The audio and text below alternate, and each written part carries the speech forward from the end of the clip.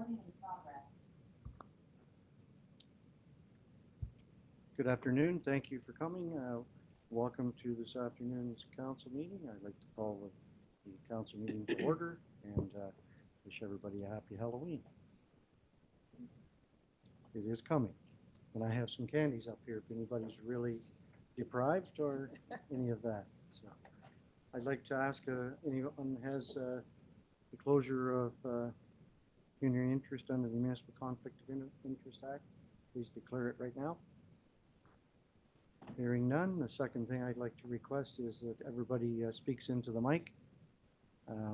We've had a few complaints over the last few meetings that people sitting at home watching this on YouTube can't hear. So our speakers, when we go to the podium, there's a handheld mic there, so I would ask everyone to use that and speak into the mic. So we have a resolution moved by Deputy Mayor Anderson, seconded by Councillor Zimmerman, that the minutes of the Town of Minto, October 17th, 2023 regular council meeting be approved. All in favor of that motion? That's carried. Thank you. A resolution moved by Councillor Potnovich, seconded by Councillor Dirksen, that the Town of Minto Council convene into Committee of the Whole. All in favor of that motion? And that's carried. Thank you.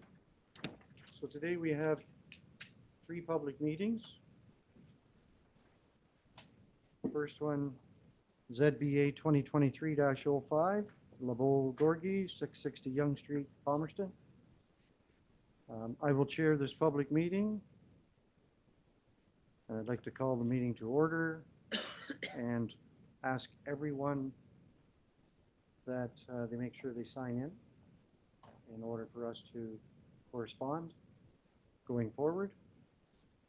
So if you haven't signed in, perfect opportunity to do that right now.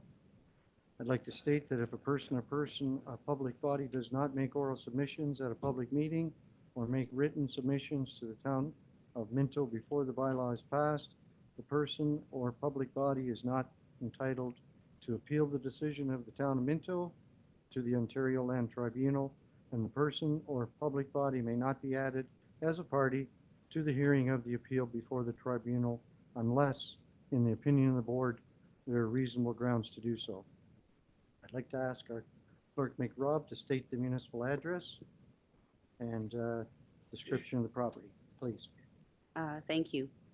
The property subject to the proposed amendment is located at lots 6 and 7 southwest of Yonge Street, Grain Survey Plan 61R, 22238, Parts 1 and 2, with a municipal address of 660 Yonge Street, Palmerston. The subject property is approximately 0.4 acres or 0.16 hectare in size. The purpose and effect of the proposed zoning bylaw amendment is to rezone the subject lands from residential R2 zone to residential site-specific R2XX zone to permit 2 4-unit cluster townhouses dwellings with a reduced lot area, interior side yard setback and driveway width, and to permit the required visitor parking spaces to be provided in tandem. Additional relief may be considered at this meeting. The notices were mailed to the property owners within 400 feet or 120 meters of the subject property, as well as the applicable agencies, and posted on the subject property on October 4th, 2023. Reports and comments have been received from the Senior Planner of Wellington County, the Planning Coordinator for the Town of Minto, as well as a letter of concern from the Palmerston Agricultural Society. So I would like to ask our county planner, Curtis Marshall, to provide some comments regarding the proposed amendment to the comprehensive zoning bylaw 01-86. Curtis.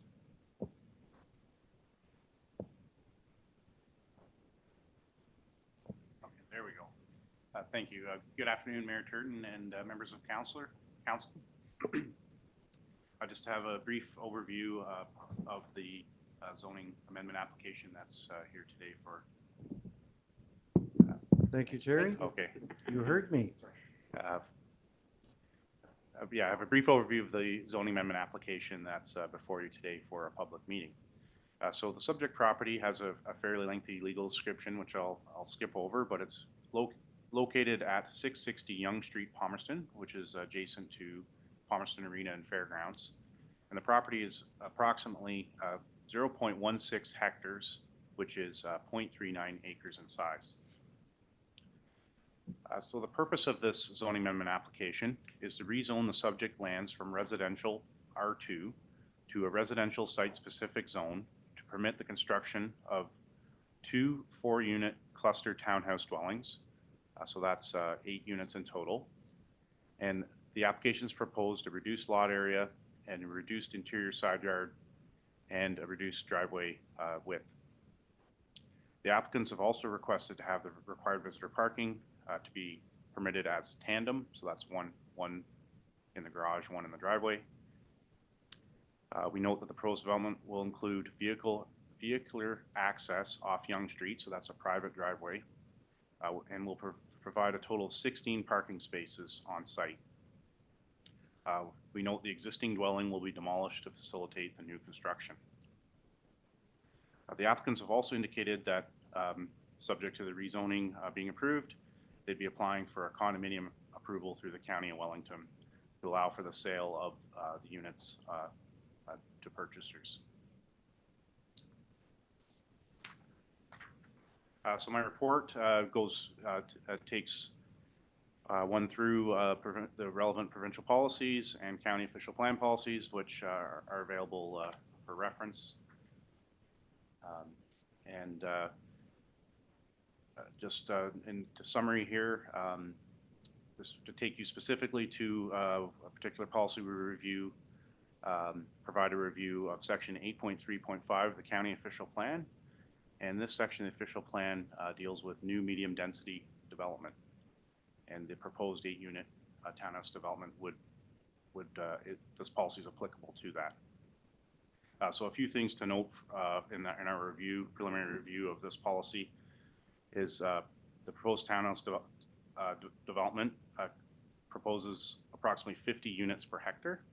We note that the county official plan for townhouses and cluster townhouses currently identifies a target of 35 units per hectare. Some of the other things we note, we discuss the location of the property on a collector road and review that. Review of servicing, and I guess in conclusion here, I'd just like to note, sorry, I've lost myself there. Yeah, so at this point, we've provided a preliminary review, and we note we have some concerns with the proposed density and the size of the development on the lot. The lot itself fitting 8 units on the lot. So in conclusion, we're here tonight to hear any publics from the comment or council. We haven't prepared a final bylaw for consideration tonight, but the next steps would be to come back with a follow-up report and a draft zoning bylaw at a future council meeting for council's consideration. Thank you. Thank you, Curtis. We'll hold our questions till later. So right now I'm going to ask Town of Minto's planning coordinator, Ashley Sawyer, to provide some comments. Ashley, thank you. Thank you. So as Curtis noted, the purpose of this public meeting is to give the public and council an opportunity to ask questions and seek additional information to gain feedback for their consideration. We will bring a recommendation back to council at a later date. Maitland Valley and Source Water Protection noted no concerns with the proposal. Source Water Protection did note that future planning applications will require circulation to them, and additional comments may be provided at that time. Town staff note that as a result of provincial changes, this property is no longer required to go through the site plan control process, as 10 units or less are now exempt. However, the site plan control process is traditionally where details such as landscaping, buffering, parking, garbage storage, and snow storage are addressed. So we have noted some items in the report to council that should be addressed during the zoning bylaw stage. That also encompasses additional items brought forward by neighboring landowners. Primarily it relates to sufficient parking, setbacks to neighboring dwellings to address privacy and sunlight concerns, snow storage, buffering, garbage storage, and also grading, drainage, and compatibility. with the adjacent Palmerston Egg Society land regarding dust and noise from events hosted on their lands and traffic. But following the public meeting, town and county staff will consider all comments received and will prepare a final report. Thank you, Ashley. So we have on Teams or Zoom today, we have Mr. Bill White with us. Welcome, Bill. Hello, Mayor, council staff. Thank you for coming. Thank you for being, Bill is the applicant. I'm not sure, is Stephanie and Lindsay on as well, or Braden and Ryan? They are en route. I spoke to them about half an hour ago, and they feel like they may be 15 or 20 minutes after 3 o'clock. So they should be arriving anytime. Anytime, yep. Okay. So if it's okay with you, Mayor Turton, and council and staff, maybe I could go through my section of the presentation and then hopefully they'll arrive by the time I'm finished. Maybe if they haven't, you could maybe have questions of myself or the planner, but I do want to at least make sure that if they're within a reasonable time that they have a chance to speak on their own behalf. Absolutely. Bill, we have this council meeting taped today, so they certainly won't miss anything. But yeah, I invite you to go ahead. Thank you very much. This project is located on Yonge Street and near the community center, which you're all well aware of. The site is fairly good sized property. It consists of 2 parcels of land right now. It used to be one big parcel of land, and then a year or 2 ago it was severed and a variance was approved to permit a semi-detached dwelling on the vacant parcel. So it backs on to the community center. It's on a collector road, Yonge Street, and it's a good sized fully serviced property. Most of the properties in that area are single lots. The house to the, I guess, east, 670, is about the same size as this one.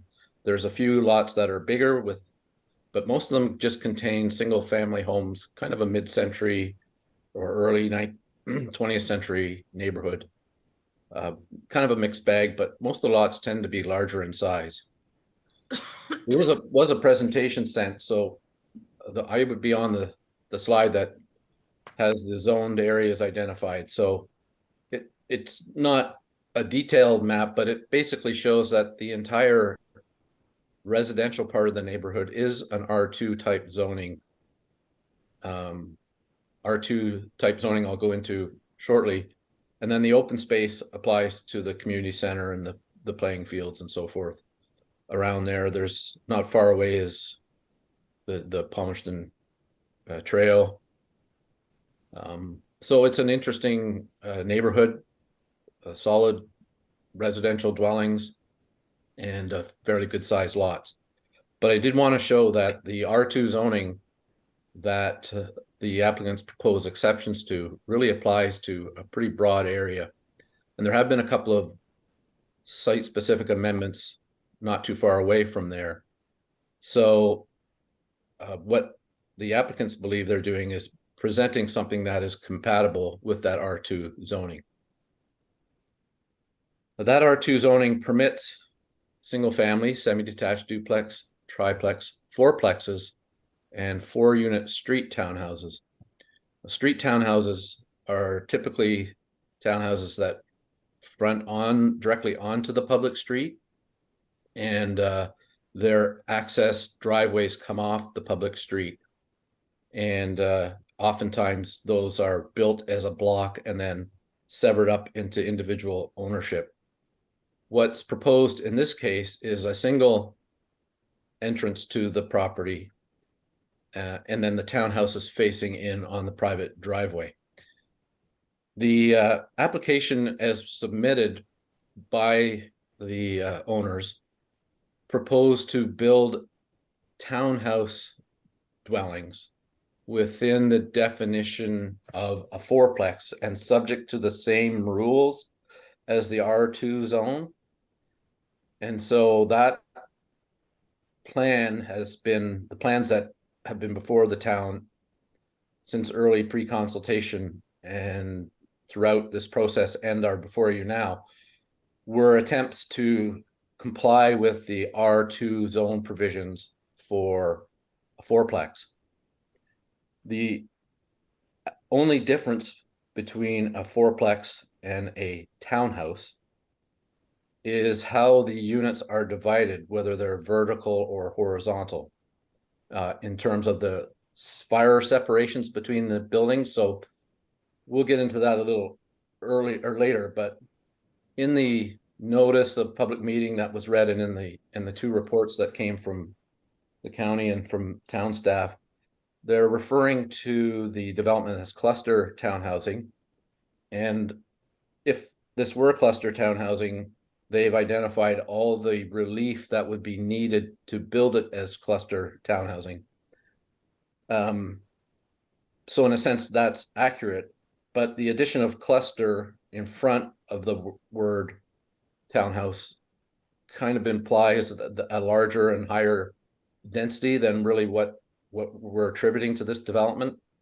And I don't want to get too technical, but if you read the definitions of dwelling and residential dwelling units and townhouse and cluster townhouse, we certainly believe that it could fit in as a townhouse and not a cluster townhouse, and have sent a draft zoning to staff for them to consider.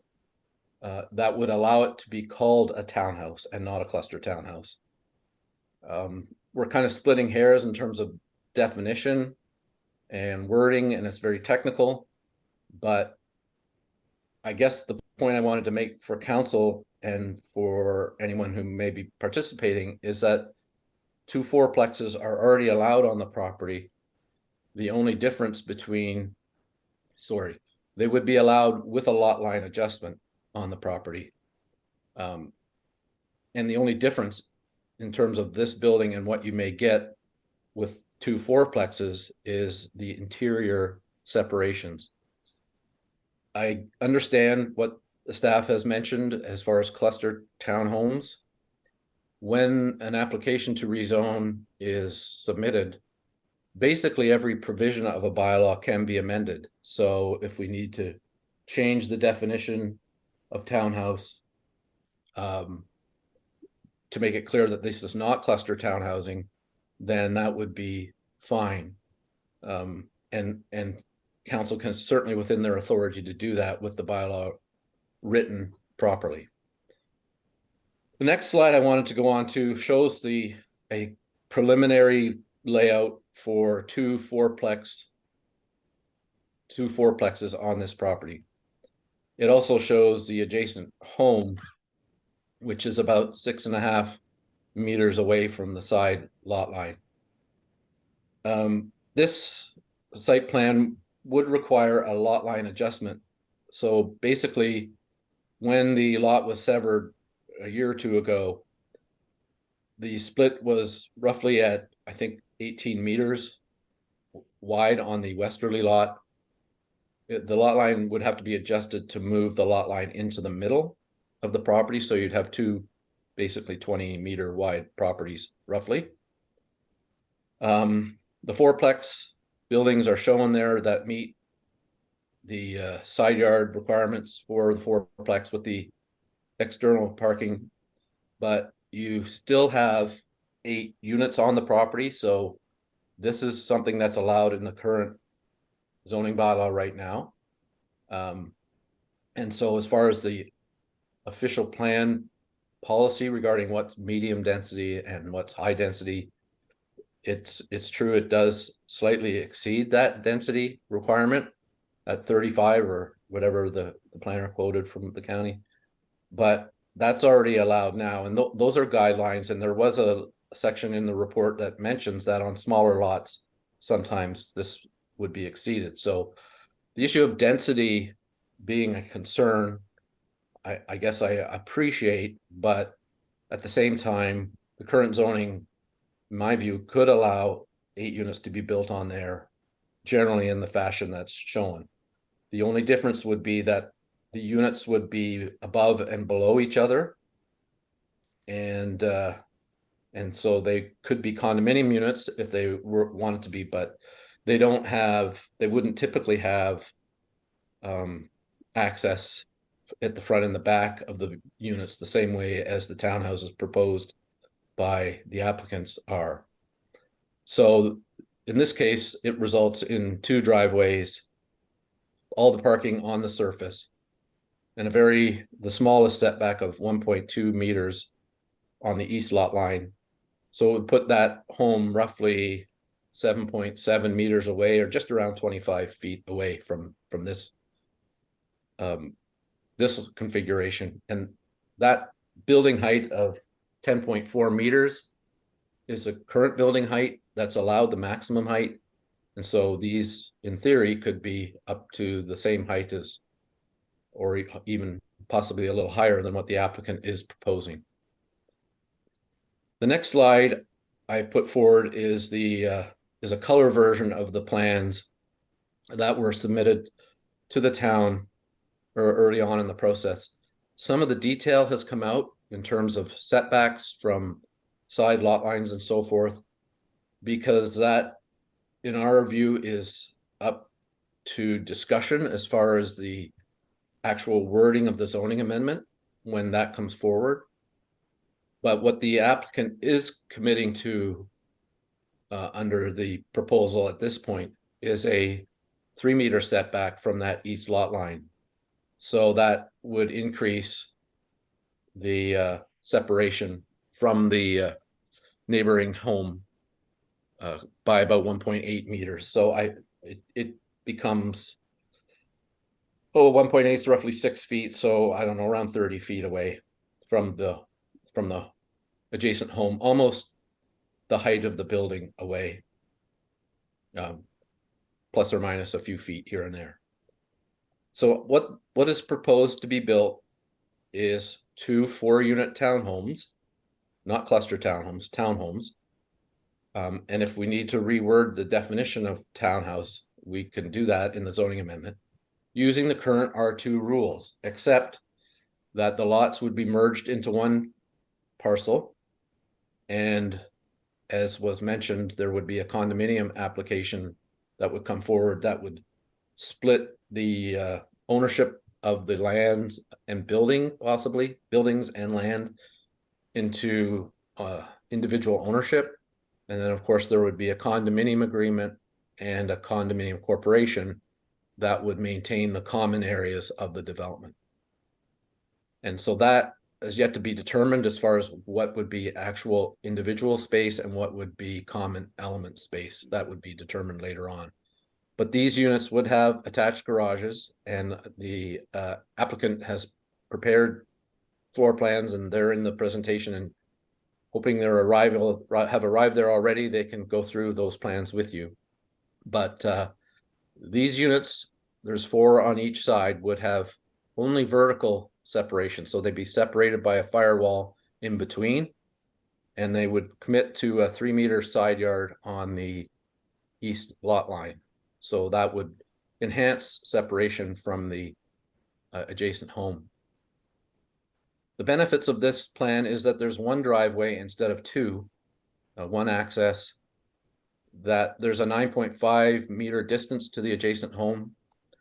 Someone who chose to build 4plexes could build up to 1.2 meters on that side lot line. This is as a result of feedback that we had from staff during this process that began in April, to increase that side yard because there was a concern there. And I would say they never did say, well, if you increase the side yard, we're going to support it. They've had their concerns and they've expressed them through the process. But we believe that this is a better development than 2 4plexes. We believe it can be fit in using the current R2 rules with a couple of exceptions that we've noted, including an exception that would allow for a larger side yard from the adjacent home. there's more open space and more trees could be retained. The applicant can tell you about their business, but one of their businesses is tree preservation and planting and retention and harvesting, and they're very interested, and I've spoken to them at length about retaining trees where possible, and pursuant to the town's tree planting policy, enhancing nearby lands with trees that may be lost as a result of this development. The county official plan talks about retaining the streetscape trees, and it certainly is an attractive streetscape now with the number of trees along there. And there's quite a few along the entrance to the arena as well. So in summary, we believe the density and intensity of this development is the same as what's currently allowed. 2 4-unit buildings could be developed on this site. The landowners are prepared to consent to a zoning amendment that would require a larger setback than 1.2 meters from the east lot line. And also they would see the lots consolidated and apply for a condominium. They propose to meet all of their R2 and general zoning rules. There is some space, I think parking's mentioned as concerns about tandem parking and so forth. There would be ways to provide the extra spaces that may be needed on the property, or some other way if there was a concern about tandem. The plan could be adjusted to accommodate that. And I would want to point out, and it's not on the slide here, I sense some concern about just how to handle projects like this moving forward, given that site plan control is no longer applicable. And first I would say that I think we have an owner and developer who is very willing to meet and comply with issues that may come up as far as site development, buffering and screening. I think that this layout enhances the opportunity to try and protect neighbors from the kind of development that you know, the separation and the sun shielding and so forth. Those are relevant to some degree. This property, of course, the south facing side would be behind. So it would have impacts on the setting sun, I suppose, on the adjacent property, but keep in mind the adjacent property is the same size as this and could theoretically be developed for anything under the R2 zone as well. So with the as far as how to process this kind of development once the zoning is approved, there's lots of options that I think the applicants are willing to work with town staff on. The least of which could be a holding provision that would allow for the site plan to be fleshed out in more detail to address issues like were mentioned as far as snow storage and garbage recyclable handling and that sort of thing. So there's a possibility of looking at a holding provision that would allow those conditions to be met. I still think that would be permitted and not be prohibited by virtue of the Planning Act changes that the province has imposed. If holding zone wasn't acceptable, there's still a couple of other opportunities. The first of all, obtaining a building permit. There's certain things that the chief building official or building inspector can require as far as plans and drawings that could address some of these things, and other things that the developer would be more than willing to supply in terms of how they plan on handling snow and how they plan on handling buffering and screening and that sort of thing. There's also the connection to the water and sewer. When that occurs, the issue of grading and drainage would need to be addressed because there's a storm sewer on the front of the lands. And how the services are configured right now is that they would come down the private driveway and then go into each dwelling unit. But if that is a concern for the town, certainly can be addressed. We've looked at it from a preliminary engineering perspective in terms of grading and drainage, and this site can handle the water that would be produced. There may need to be swales and some form of retention in some areas put in place. But that would be all addressed once we have an agreed upon zoning going forward. So that's a third chance for the town to make sure the things they're concerned about are addressed.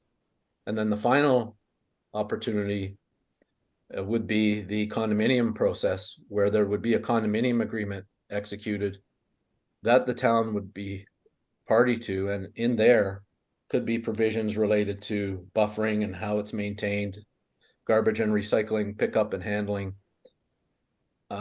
These are things that sometimes haven't gone into some condominium agreements in the past, but given the planning changes that have come forward by the province and the limitations on smaller developments having site plan approval under Section 41 of the Planning Act, I think municipalities will need to be creative to find opportunities to work with developers to make sure the conditions that they're concerned about are addressed.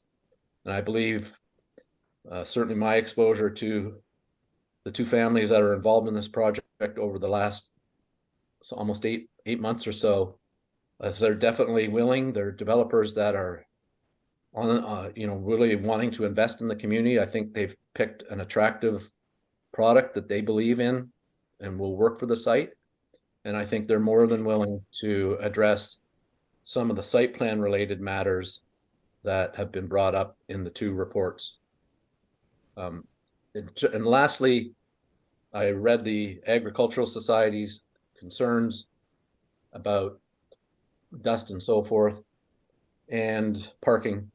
And in my view, this kind of use is completely compatible with the activities that would occur on a community center property, and that personally I'm well aware of sort of what happens there. And having a higher or medium density projects adjacent to institutional open space facilities like this is absolutely a proper planning principle. And I believe that the site itself can contain its parking and the residents, no more than any of the existing residents will not have issue with the activities that go on there, because that when you move to an area like this, it's a community center, and that's what happens at community centers. So I think it's a very compatible use. I think when you're trying to locate medium and higher density uses, you would do it near open space, near other institutional uses. This is exactly where you would want it to be. And I think that's why it's zoned R2 to begin with. So that's the extent of my presentation. I'm not sure if the applicants have arrived yet. They have. Yes, Bill? Okay. Yes, So he was going to continue on with the slides. Yeah. Yeah, you'll get a chance. First of all, can you two young men sign in, please? Ashley, can you show them where to sign in? We'll get that part of the business completed.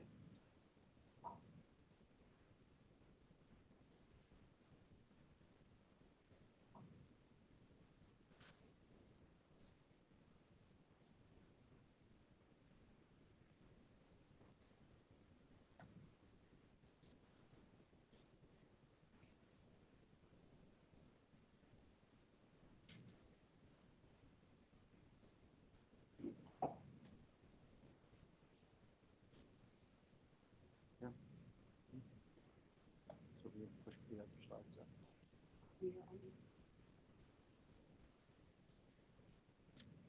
Oh, darn it.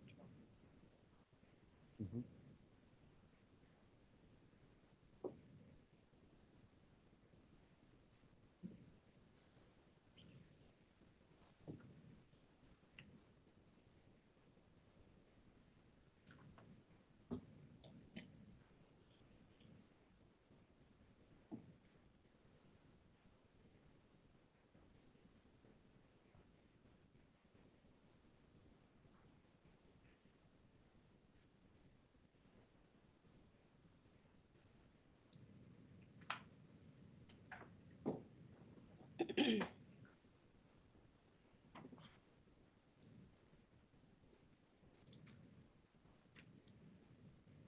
Okay, so I asked earlier that any speakers today to speak into the mic. So if one of you chaps want to speak, I'd appreciate if you introduce yourself, go to the podium, pick up the mic and speak into the mic if you don't mind.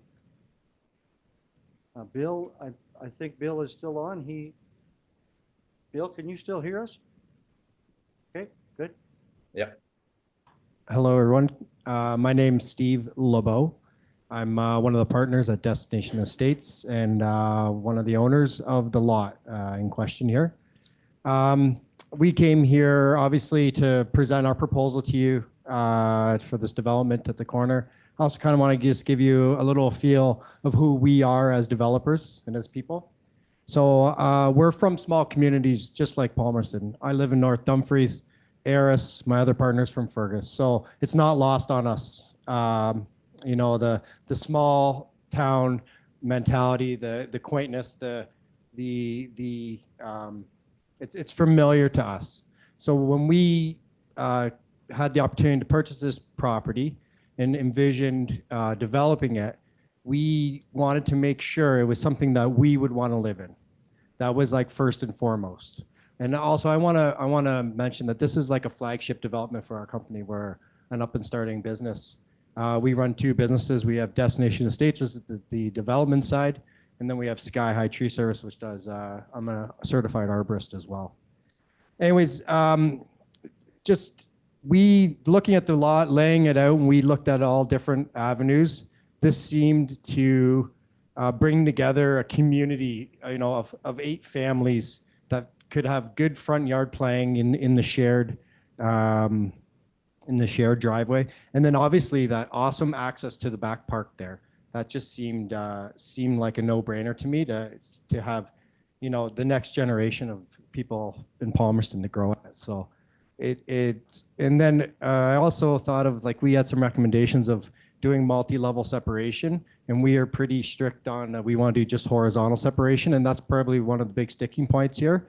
And I'll tell you why that is, because I wouldn't want to live in a home if I could avoid it with somebody living above me with the noise and all that kind of stuff. So I really think horizontal separation defines a unit, makes it autonomous to themselves, and kind of gives you a little more pride and ownership too. So that was a big part of why we are so we're so, you know, bold about the vertical separation only. That's one of the main reasons.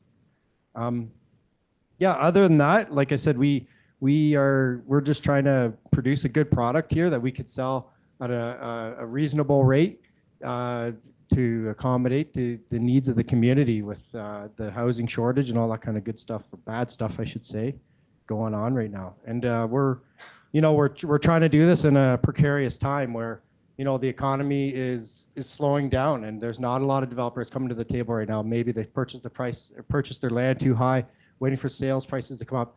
We are still trying to truck through this, even though all those things are against us right now. So we are trying to make our way through what's becoming a more difficult economy here. So, you know, that's all things to consider. Okay, Steve, so I think, Bill, did you want Steve to talk about something in your report? Is that what you requested?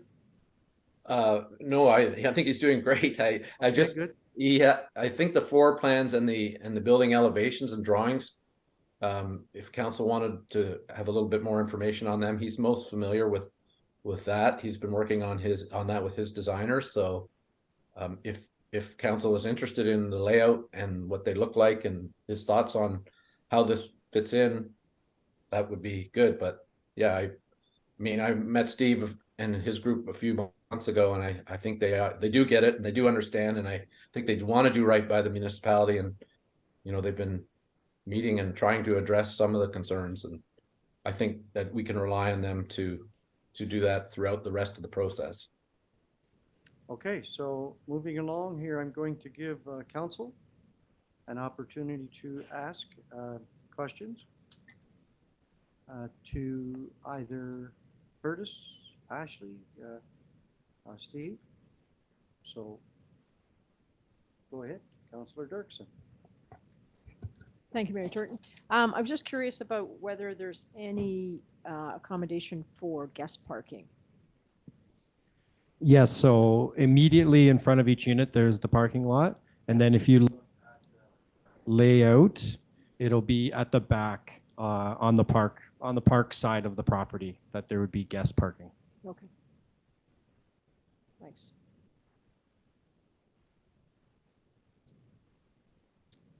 Councillor Elliott, go ahead. Our, our Ag Society have brought forward, I don't know whether you saw the letter or not, concerns about people living near the arena, near the ball diamonds and such like. And they do have a huge tractor pull that one sometimes goes to 5 in the morning. And if people, and I would say every week, the parking lot's at least half full. Come playoff time with hockey and stuff, it's full. Ball tournaments all over the place. And there's tends to be a lot of noise. If there's a buck and doe or something going on, and we leaving at midnight, 1 o'clock in the morning. When we have these people move into this community, will there be families? Will they be aware of what they're going to have to live with?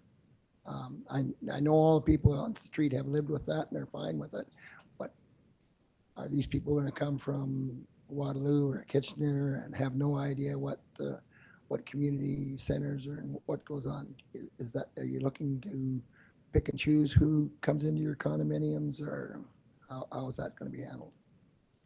So we're not targeting a specific, like we're not going to the GTA to try and sell these things specifically. Whether they come from Waterloo, surrounding area, Guelph, I can't speak to that. What I can speak to is we are trying to celebrate Palmerston here. The fair, which we've attended to and we enjoy, the tractor pulls. We've actually considered calling the development the fairgrounds specifically to highlight that awesome thing that's in your backyard that you get to, just walk around and pay your admission fee and you get to be a part of this. That's part of the allure to me. And then the community center, obviously, and all its comings and goings. So yes, that is part of our selling feature to us that we will make very aware when we're trying to market these units. Wonderful, because I think anybody moving in there can't be taken by surprise, because sure as heck they'll be in the council chambers every week complaining about something if they have no idea what's going on. I agree. Okay.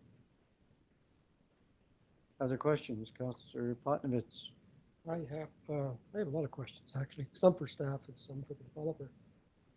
First of all, I don't know, was lot coverage addressed in this? Maybe you could answer that, Ashley or Terry?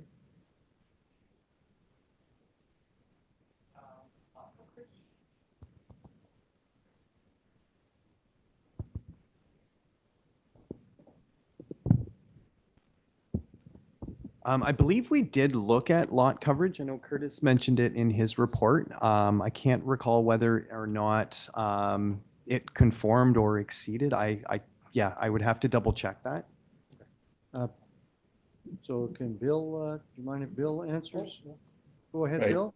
It would comply with the lot coverage provisions, the same as the R2 zone for a fourplex. So it would meet those requirements. Would be, I think it's 40%, it would be under that. Okay, thank you. Go ahead, Ed. One of the other questions are, in regards to parking on the street, are there any parking restrictions on Yonge Street? There are the standard November 1st to March 31st, no winter parking overnight provisions like there are throughout the rest of the town. But can't recall if there's no parking right in that area due to the arena. I can see that as an issue, like for visitor parking. You mentioned there's parking in the rear of these units. I don't see that on the plan. I'm looking at two plans here. Which one are you proposing? Ed, which plan are you looking at? If I may, there's a plan in the planning report, and then there's a plan in the presentation. And I think what Mr. LeBeau is referring to is it's like a hammerhead at the back. And what he's proposing is that could be visitor parking as well as parking in front of the garages. So that area may need to be expanded, and in order to make sure there's the required visitor space there. I think in the engineering side of the design, they were looking for a turnaround as well. So Suffice it to say, that's where they propose the visitor parking, well, either in front of the garage. So, or in the back area where right now there's a turnaround showing. Yeah, Various elements of the plan had parking back there before. I didn't see that on the, labeled on the plan, so I wasn't sure if it's just a turnaround or there was provisions for parking there. It would be nice if you had visitor parking. Looks like you could stick at least 4 parking spaces in there, which would help. You mentioned amenity space as well. That's going to, amenity space, is that going to be in the front, please, you said? Well, every unit will have their own backyard. Well, it's not the size of a single detached dwelling, you know, in Old Palmerston where the lot sizes are big. It's not that big, but it's private. And to me, there's good merit to that if you wanted to go outside, enjoy a book, not have somebody bug you, that kind of thing. So you do have your own private space. But to me, the front becomes the community where, you know, families, kids can ride their bikes, you know, skip, play, hopscotch, whatever they do. And then obviously you've got, I don't know, what is it, 50 acres of parklands there that are, what better place to let your kids go run and play than in a park? Just had one further concern with shadowing came up. Is there any way that you could provide a shadow study just to see how it affects that neighbor to the east? Bill, I'm going to lean on you on this one. It kind of, Yeah. I don't know how that goes. Well, I mean, I suppose we could look at it just from a practical sense. The lots all have a southern exposure, so and the back of the lots have no obstructions other than trees. So for most of the day, the sun, when it rises and goes across the sky, there would be no impact from this development. It'd be later on in the evening and as the sun sets that there would be development. As I said, the height of the building is roughly, if it's approved with the 3-meter setback, would be roughly equal to the distance between the building and the adjacent house as it stands. So there would be some shading of that property. I would say most of it later on in the day and in the evening when the sun is setting. As a general rule, I mean, you have to have reasonable access to light and air, and I believe that would be reasonable access to light and air for that property. But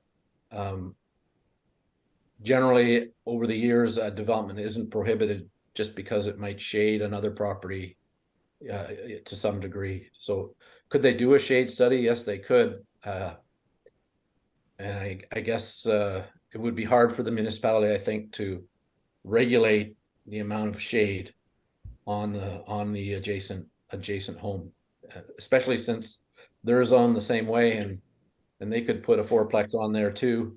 And also that the applicants are requesting or allowing for a larger east side yard than what the current zoning allows for a fourplex. So Counselor, could I speak to the height too? And why we're choosing to go 3 stories up? So we currently have a single family house on that property. It is a very wet basement. The water table is very high there. So we literally have a backup sump pump there in case that sump pump goes down, and it's constantly running. So that just seemed unnecessary to put a basement in a new build of condo corporations and maintenance to just be basically sucking up groundwater and spitting it out. So we've chosen to put it on grade and go 3 stories instead of the basement. We're not against basements, and we would have planned for a basement, but we saw that as a big barrier and cost prohibitive in the future to the people who own the house, you know, with maintenance and all that kind of stuff. So that's why we've chosen 3 stories up instead of 1 down and then 2 above grade. Okay. Oh, that makes sense to me that way. One final concern, is there any provision for any kind of buffering on that property line to the neighbor, just for privacy? Because you have a lot of families living there. Could there be provisions for fencing or some kind of trees or plantings or anything there along that property line? Well, Bill mentioned the trees. Any trees we remove, we would be happy to replace, if not on site, in an appropriate place that the council saw fit. First off, second off, yes, we'd be willing to put a fence up between the neighbor and the new development. Absolutely. I think the building and planning department heard that, so they'll have discussions with you on that. Thank you. Councillor Gunson. Just a couple of questions. How many trees do you think you'll have to remove to do this? Seems you guys are in that business. Honestly, we'd have to survey and like stake the actual building foundation out and then go from there. There is some mature trees on the property that have to be removed, unfortunately. We aim to save as many of them as we can, if I can put it that way. Yep. Yes, there will be some large tree removals. And then if there's proposed to put a fence around there, what are we gonna do for snow removal? Have you got any plans for that? So snow removal on that would be it'd be backyard to side yard, so there wouldn't be any snow removal per se where the fence would be between the neighbor and the property. And then the alternative plan to the actual like shared driveways and their individual driveways and then the visitor parking. I think the condo corporation would have to commit to like snow hauling out if it became an issue, like if stockpiling became an issue on site. Deputy Mayor Anderson, go ahead. Hi, thank you. Oh, yes, sorry. I'm not good at speaking in the mic. Tandem parking is concerning. So people are gonna have to juggle, right? Most vehicles or most families have two cars, assuming two people are working. So one's in the garage and one's in the driveway, and we're backing out into that communal space that children are gonna be playing on and riding their bikes according to your plan. That sounds pretty risky to me. My background is emerge nursing. I'm gonna say not unlike any other residential area where people park in the garage and people park in front. Like I don't think that's that uncommon. And yes, that's a big concern. We don't want children hit, but we can't. I can't put something in place that stops somebody from not driving appropriately. You know what I mean? That's kind of an individual thing. I would hope that this is a community where everybody's looking out for each other and that, you know, they would be mindful of all that kind of stuff. And then also you're mindful of your own children too. That's part of it. Okay, thank you. Other questions? So I think what I'm hearing, Steve, is that you're almost willing, we have a big list there of questions and you've answered most of them unless there's other questions. And I mean, it's a situation where answer the questions and basically come up with plans on all of these concerns.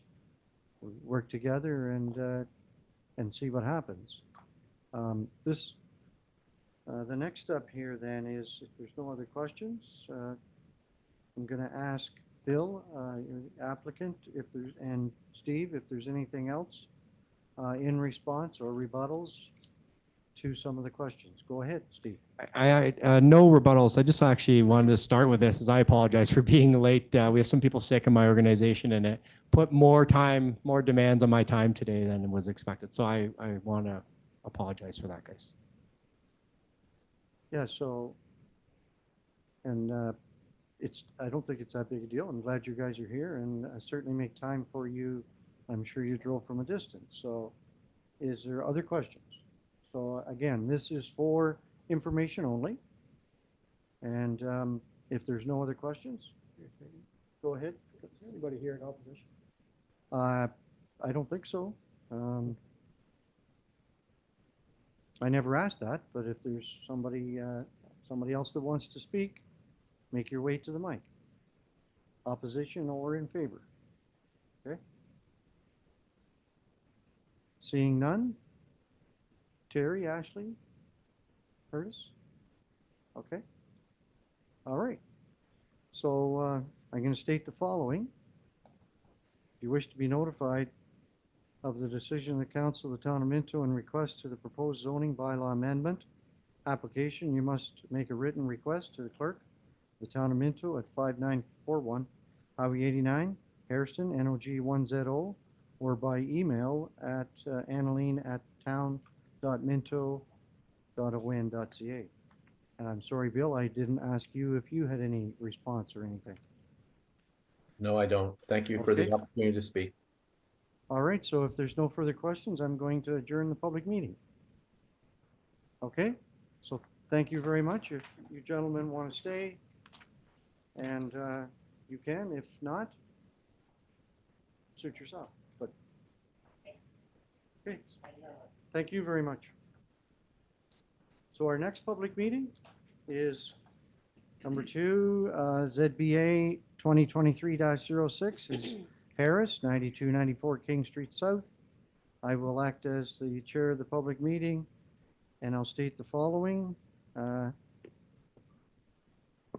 Everybody has signed. If a person or public body does not make oral submissions at a public meeting or make written submissions to the town of Minto before the bylaw is passed, person or public body is not entitled to appeal the decision of the town of Minto to the Ontario Land Tribunal, and the person or public body may not be added as a party to the hearing of the appeal before the tribunal unless, in the opinion of the board, there are reasonable grounds to do so. So I'm going to ask Clerk McRobb to state the municipal address and the legal description, purpose, and effect, please. Thank you, Mayor Turton. The property subject to the proposed amendment is located at Harrison Part Lot No Reserve, NRSW King Street, RP 60R2966 Part 1, with a municipal address of 92-94 King Street, South Harrison. The subject property is approximately 0.26 hectare or 0.26 acres or 0.11 hectare in size. The purpose and effect of the proposed zoning bylaw amendment is to rezone the subject lands from residential zone R1C FF1 to residential zone R2 FF1 in order to permit the conversion of the existing single detached dwelling with an additional dwelling unit to a semi-detached dwelling. Additional relief may be considered at this meeting. The notices were mailed to the property owners within 400 feet or 120 meters of the subject property, as well as the applicable agencies, and posted on the subject property September 28th, 2023. Reports and comments have been received from the Wellington County, from the town of Minto, as well as Maitland Valley Conservation Authority. Back to you, Mayor Turton.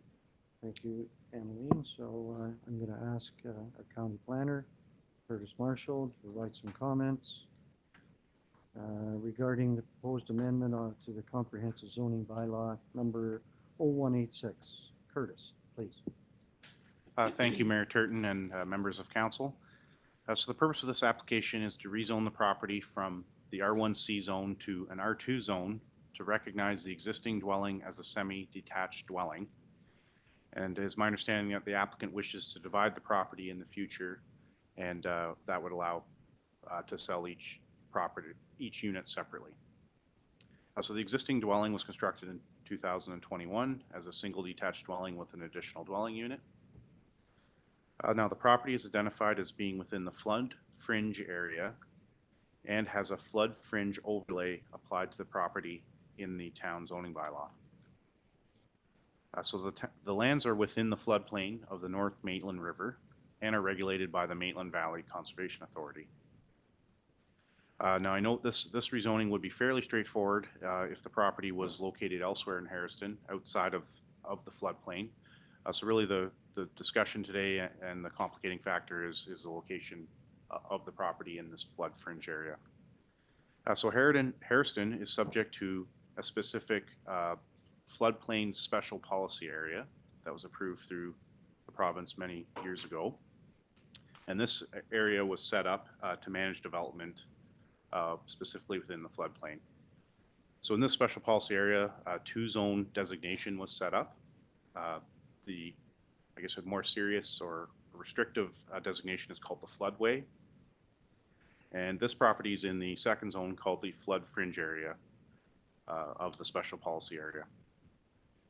So within the flood fringe area, new buildings and structures may be permitted if they are flood-proof to the satisfaction of the Conservation Authority. Now, in regards to this proposal, the Maitland Valley Conservation Authority has provided comments that they do not support the proposal to change the zoning of the property to an R2 designation which would allow additional uses under that zoning. This would be an potential intensification of the use of the property. So MVCA staff have indicated that if the town wished to proceed with the rezoning to allow the semi-detached or recognize the dwelling as a semi-detached dwelling, they would support a site-specific zoning of the property, which limited the use of the property essentially to the existing use, which is 2 units.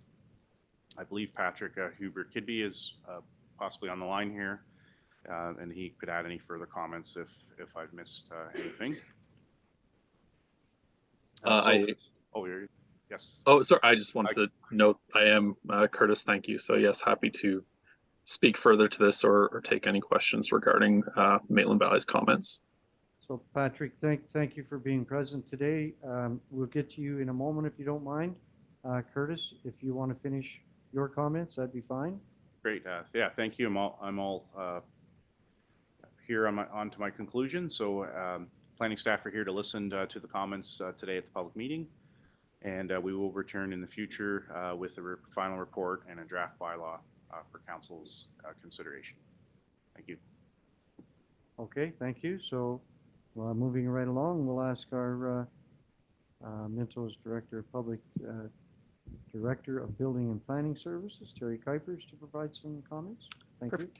Thank you, Mayor Turton and members of council. So not going to go over the finite details of what Curtis had already mentioned in terms of location and zoning. Just wanted to reiterate that the property does contain a principal dwelling unit with an attached dwelling unit as well. Staff did meet on site with the owner's consulting engineer, and Maitland Valley prior to the demolition of the previous single-family dwelling that was there. During discussion on site, it was identified that the current permitted uses do allow for the principal with the ADU. Sorry, that's my short form for additional dwelling unit. However, due to provincial policy statements, it would not permit the rezoning of the subject property to permit a semi-detached. The owner opted to move ahead with the principal with the attached ADU. And due to, I'm assuming, market conditions, has been difficult to sell as one sole property. An attempt was also made to sell the property as a long-term land lease, where each half of the building would be under separate lease provisions for individuals, which did not happen as well.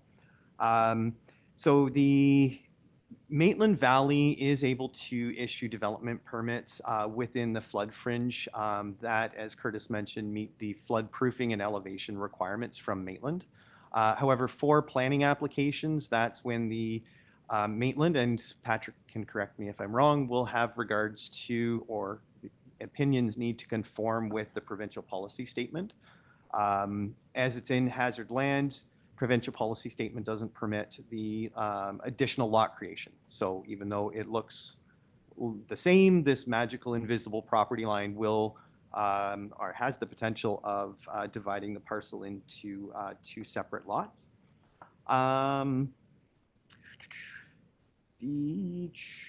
Sorry, I'm just speaking off the cuff here.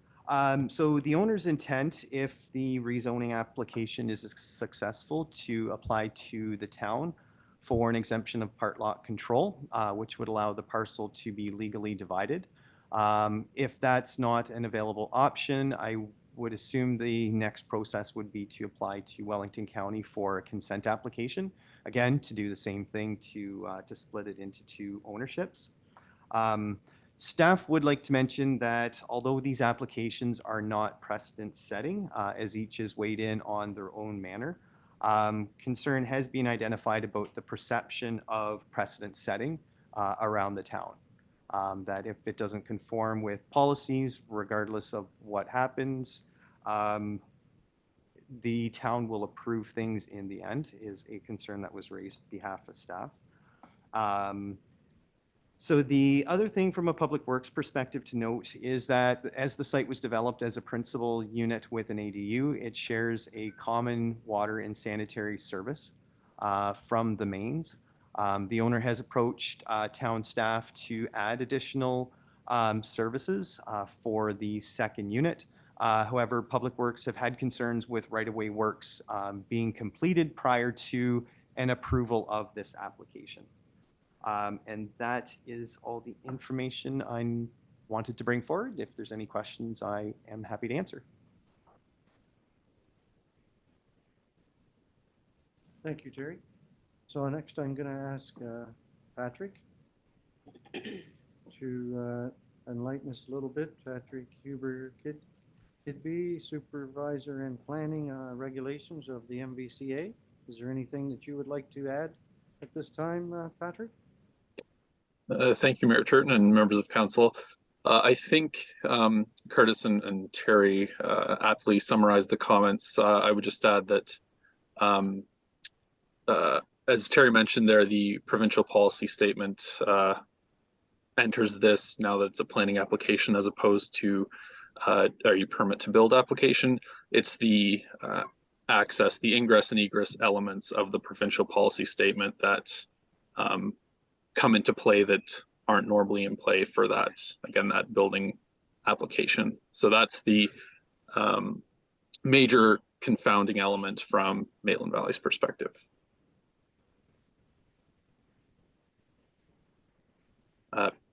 Yeah, again, happy to take any questions for Okay, so clarification.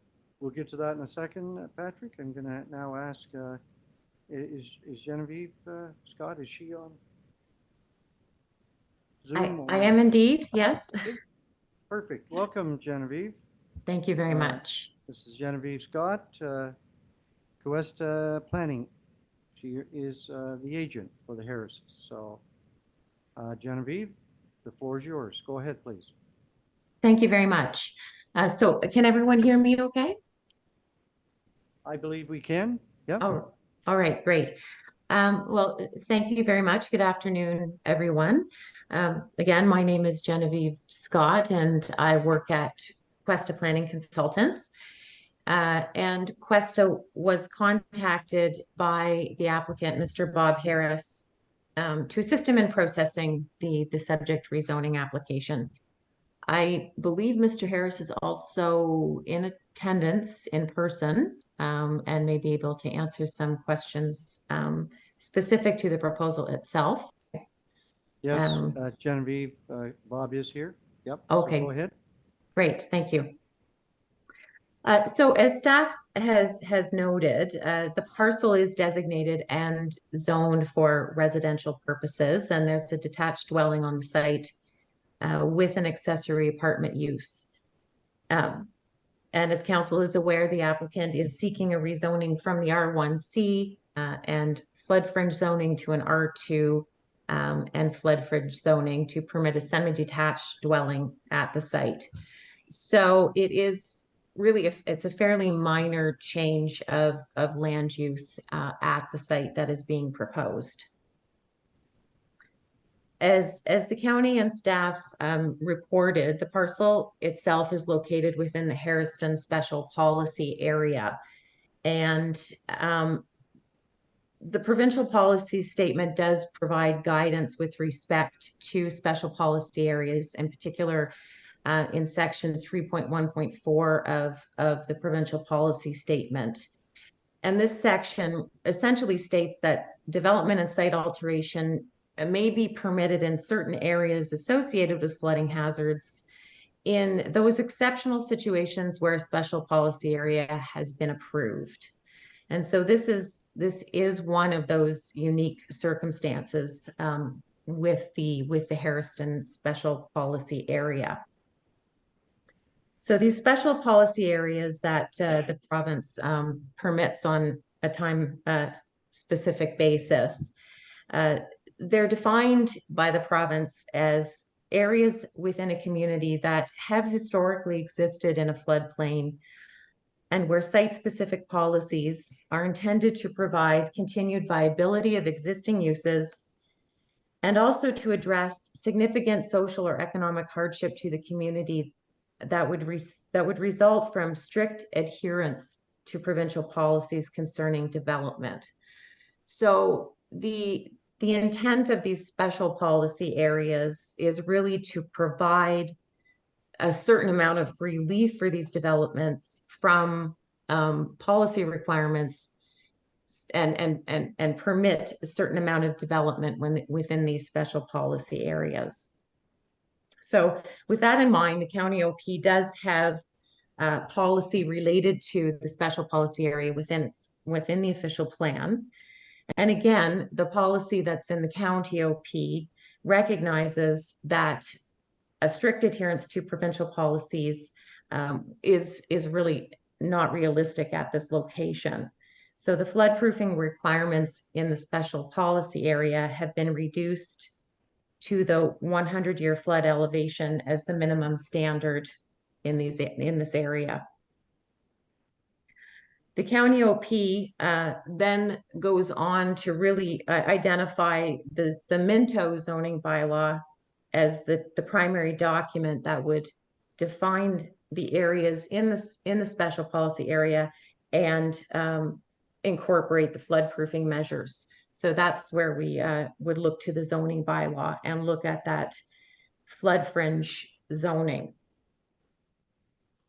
So in the areas that are zoned with the flood fringe 1 zoning, that's the special policy area, and that's where this parcel is located. And the minimum floodproofing standards that are required are for the 100-year storm event, and there are general flood proofing requirements for any change of land use. And so a change of land use would be required to meet floodproofing requirements of the policy itself, and also ensure that access for all the new buildings and structures is designed to allow for safe vehicular movement during flooding events. In this regard, Mr. Harris did retain Wilson Ford Surveying to confirm the floodproofing elevation requirements for the site. I've spoken with Mr. Harris in this regard, and he understands that both the access point 4 as well as the habitable space of the proposal is required to be located at or above that 100-year flood elevation or meet the requirements of the M&R technical guidelines should he receive approval of the application. And based on the surveying that was completed on the site, Mr. Harris is fairly confident that these requirements can be met for the design of the site. So just in closing, both the county and the local policy documents have provided less onerous development requirements for the special policy area to recognize special circumstances where requiring someone to adhere to certain provincial policies is just not feasible. The subject redevelopment proposal represents a reconfiguration of 2 existing residential units and a minor intensification. Subsequently, the risk to public safety can be considered minor in nature given the scale of the use and the floodproofing standards that would be implemented on the site. Thank you. And if you have any questions, I'm happy to answer them. Genevieve, I have one clarification. The provincial policy statement that you alluded to, the special policy area, was that 3.1.4? That's correct. So it's 3, okay. All right. So, Patrick, can you comment on that special policy? Are you familiar with that? Yes. And so what the special policy area for Harrison lays out is that 1 in 100-year flood event as the flood proofing standard for new buildings. So this relates to finished floor elevations, external openings, electrical and utility shutoffs, and this sort of element of a new building. And so I don't disagree with the capacity for this structure to meet those floodproofing elevations. But the special policy area does not refer to access. It doesn't make provisions for any kind of reduction in an ingress egress standard. Okay, thank you. Okay, so Bob, is there anything that you want to add? Okay.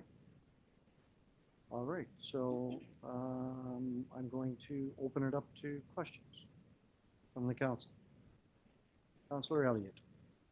Yeah, I was looking at this picture and I've looked at it live and in color.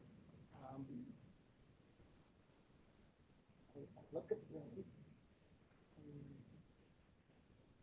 whether you sell it as one or two families live there,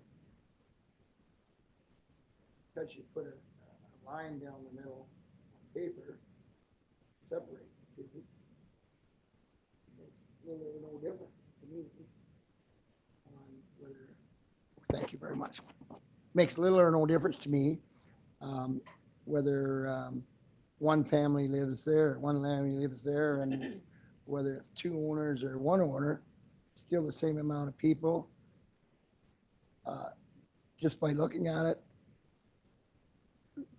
two families are going to live there likely, and if we allow this to be separated, two families are going to live there, and I don't understand what difference it makes by not allowing it to be separated into two, to my way of thinking.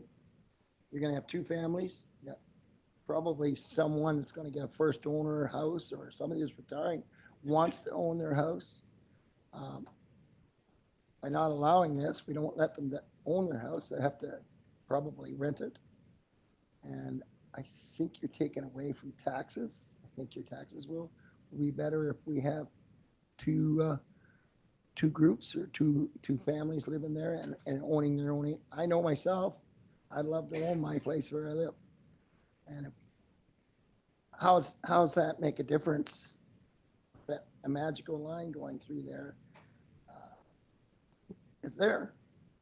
And why not allow somebody to own their own house? That's where. Thanks. Councillor Potovitz. Yes, through your Mayor Turton. Just a question, like for Terry, are there basements in these units? So these particular units do not have basements in them. You do. So they're slab on grade with frost walls, obviously, all the way around it. Okay, so there would be no opportunity for, say, if you did split them into freeholds, they couldn't apply for another unit in the basement? Not in the basement, but the R1C zone provisions allow for one attached and one detached. So in the event that it's the rezoning is approved as requested, the straight R2, obviously they would need Maitland Valley's blessing, which may or may not achieve, but it would open up the opportunity for 2 additional ADUs in the backyard. Is there enough room in the backyard? The other issue would be parking. So they would have to provide both. Whether or not it's possible, I don't know, but that is, Highly unlikely. I am not anticipating it, that's for sure. For saying that, I would say if there's no basements and there's not a very good chance of having an additional unit there, I can't see there being an increase in intensification on this site. So you're in effect, you're going to have what you see on the diagram here. You're going to have basically it is a semi-detached, whether you call it single with an ADU. It looks like a semi-detached to me. You're going to have 2 families there, as Councillor Elliott stated. Whether they have freehold options on this or one ownership with a tenant or a lease on the other side, you're still going to have 2 families in there. I guess my only question or concerns would be, we already talked about the water and sewer. Are there 2 separate gas meters? Are there 2 separate hydro meters on this site? That I cannot answer. That's beyond what our utility standards are. There are only one service, being there was an existing service. So being it's one property, the service extension from the existing into the units was okay. Couple of things just to address some of the points that you mentioned or provide additional comments to. Whether it's one parcel or two parcels, the taxes would be the same. It's based on the value of what's on each property. So essentially, there wouldn't be any different to that. The province initially allowed us to permit accessory dwelling units, so attached and detached, with the whole intent of providing additional housing unit as well as providing additional affordable units. The style, price point, rental point that was not addressed. So essentially, if I had a large enough parcel, I've got my, principal 3,000 square foot dwelling unit. I could build an additional 3,000 square foot, a detached dwelling unit, and have, sufficient parking in that and operate it as two separate households, but they look completely separate. That situation would be no different than this. It looks like two singles, smells like two singles, but it's all on one parcel. So that comes up to the point I mentioned about precedent setting. Yes, it looks like a semi, it smells like a semi. It has two families. It will have two families if it's split regardless. But there is like options of, okay, we did this here. So now I've got two separate, units. One's a principal, one's an ADU. They look exactly the same. Why can't I split that one? So that's the part of the concern that staff has.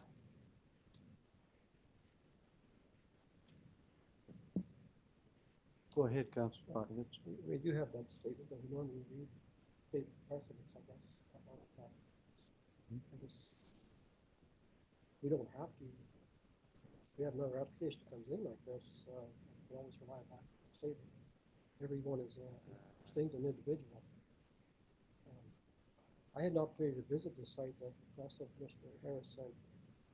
From what I seen, it looks like a semi-detached, and I don't see any issues with allowing the property personally.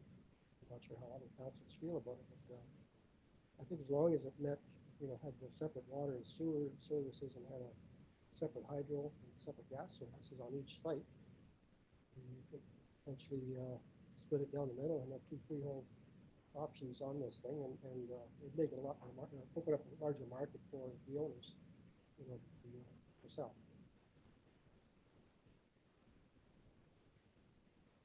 Other questions?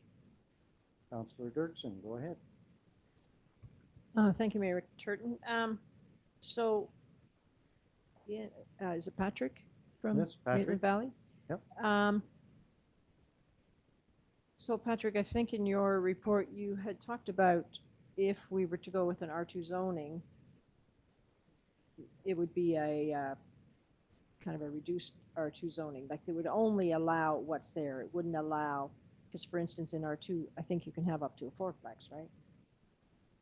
So let's say that house burned down, you wouldn't want to have a way that someone could build a fourplex on it, for instance, because we had made an R2 zoning to allow this. Am I right on that, or am I off base? Indeed. No, certainly right on that. And so one other thing I mentioned in my comments there, there's the Ontario Environmental Registry posting 019-6197. It's proposed changes to Ontario Regulation 299/19, additional residential units. And so initially the province had laid out that, municipalities may not, through their zoning bylaw or official plan, make any kind of restrictions on additional residential units. They did amend that and provide certain circumstances where the number of units may be restricted, and in that they include specifically existing houses on hazard lands as a possible area and where those may be restricted. Okay, thank you. And I think this question is probably for Terry. Yeah, go ahead, Councilor Dirksen. So is there a way to make the split, but then not to allow any additional dwelling units on the property?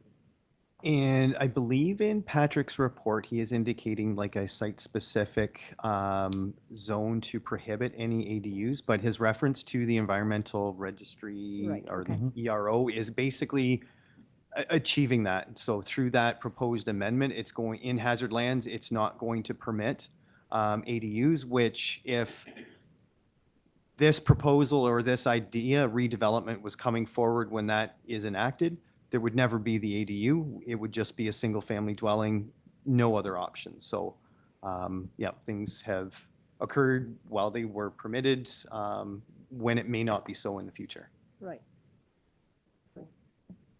Okay, well, and I guess my thought is, there's not gonna be any more water there, whether there's a line down the center or not in a flood event. But anyways, I'm still listening though, so, thank you. Deputy Mayor Anderson, go ahead. So I'm conflicted. Oh, I'm conflicted as to understand why this, like, what has changed? Why are we even contemplating this if it was made clear at the beginning that this could not happen? The rules haven't changed. The rules have not changed. Staff's position has not changed. The water is still there. The owner has opted to apply for this rezoning, which everyone has a right to do. So he's triggering this application in this public meeting. So, like you said, But it was made clear when you built the building that it could only be this kind of building and couldn't be divided, correct? Okay. So, Bob, excuse me, would you mind going to the mic, please? State your name. Thank you. When we first met with Patrick to discuss even putting a structure there, he said if we met the elevation, we could carry on and build the units. Patrick had, same as building department, had a picture of what we were going to build, which was a semi-detached.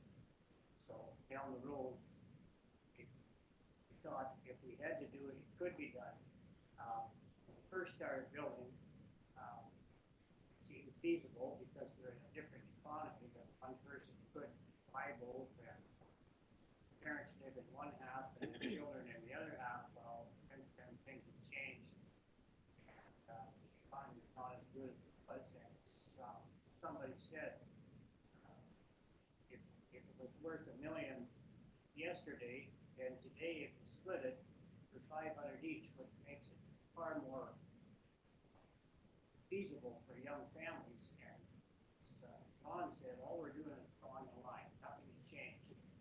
And the only thing that I'm proposing to do then, I'll put a separate other sewer line and a water line in, so each unit has its own. Everything else is already separate services. So the only thing, and I've talked to the town foreman, and he's agreed to go ahead, and if we can get a commitment paid, then next week we're going to put the services in. So that's what that. So you didn't understand, you didn't have conversations with the Conservation Authority saying this could only be a one-unit home with an additional dwelling When we unit? proposed it, we used the same plan design that we have up the street. I have the same units up the street. So I don't understand. Patrick had from day one the plan that was going on the property. And the only thing we had to do is meet the proper elevation, which is at least a foot higher than any of the neighbors, and we have no basement. So the possibility of flooding is very nil. Okay, I don't know what Patrick, I'm trying to understand if you understood. I that this- understood perfectly. We that it wouldn't was- have gone ahead if we weren't down the road, couldn't be able to split. That was your understanding, that you would be Yes. able to split? Yeah, Because that's not what's If we been, needed to, yes. that And has, see, that's not what, Last July, we actually had people that were, had made a commitment to buy it, and then they couldn't get financing, and that's when things started to change. So this is what's brought us here today. okay, that's not council's understanding. I believe we were informed that it was through the ministry, the Conservation Authority, that it could only be one home because of the risk of flooding. Well, Am I mistaken in that? it really is one home. But you now want to make it two homes. Well, it's designed for that, yes, from day one. Patrick, Terry, either one of you guys want to Yeah, respond? somebody wanted to No, dive no, in here. absolutely. It's the same I- semi-detached that's 200 feet up the street. They just brought the same plan down, and put it on the other side of the street. Right, but a different set of rules because of the proximity to the river, I'm assuming. Once Patrick said if we met the elevation, to go ahead. So that's what we did. So the Okay. discussion on site, from my recollection, differs greatly from Mr. Harris's. Both Patrick, Ashley, and myself were there, and it was very clear that a principal with an ADU was the only thing permitted, and a semi-detached would not be permitted. The building permit was issued as a principal unit with an attached dwelling unit. Mr. Harris's building permit plans, the cover sheet also indicates that it is a single-family dwelling with an accessory apartment. So the claim being made or misunderstanding the previous conversations, I do not get where Mr. Harris is coming from on that. Well, So and that's the conversation that I recall here earlier this year in these chambers where you clarified that point in front of us. That was my understanding.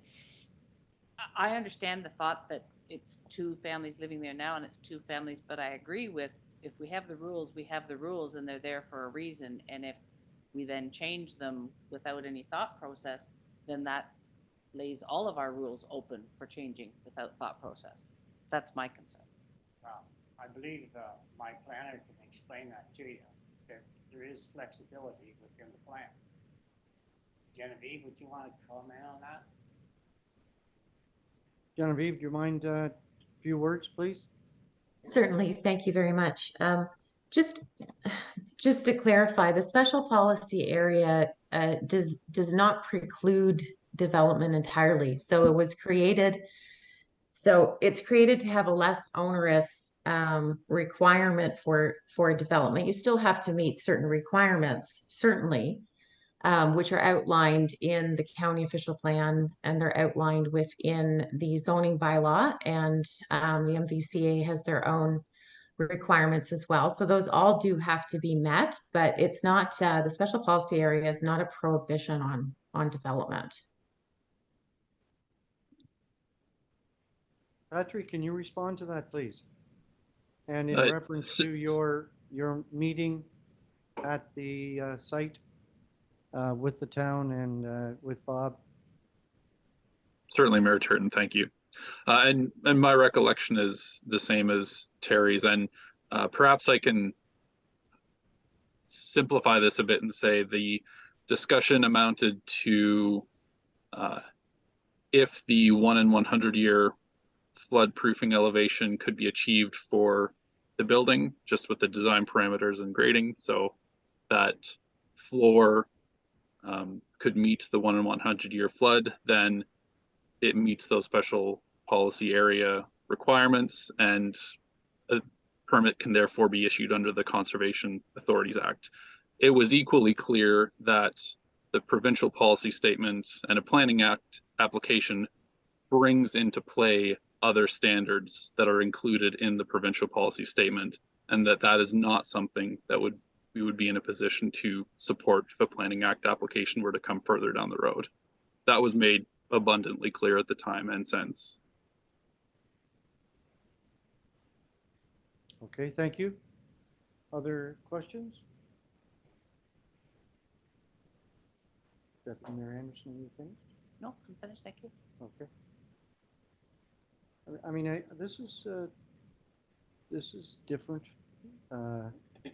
It's something that we've never really approached before, and I know that flexibility is a good place to start with this. And I know that real estate, inflation, interest rates, all those things are different today than they were 2 years ago.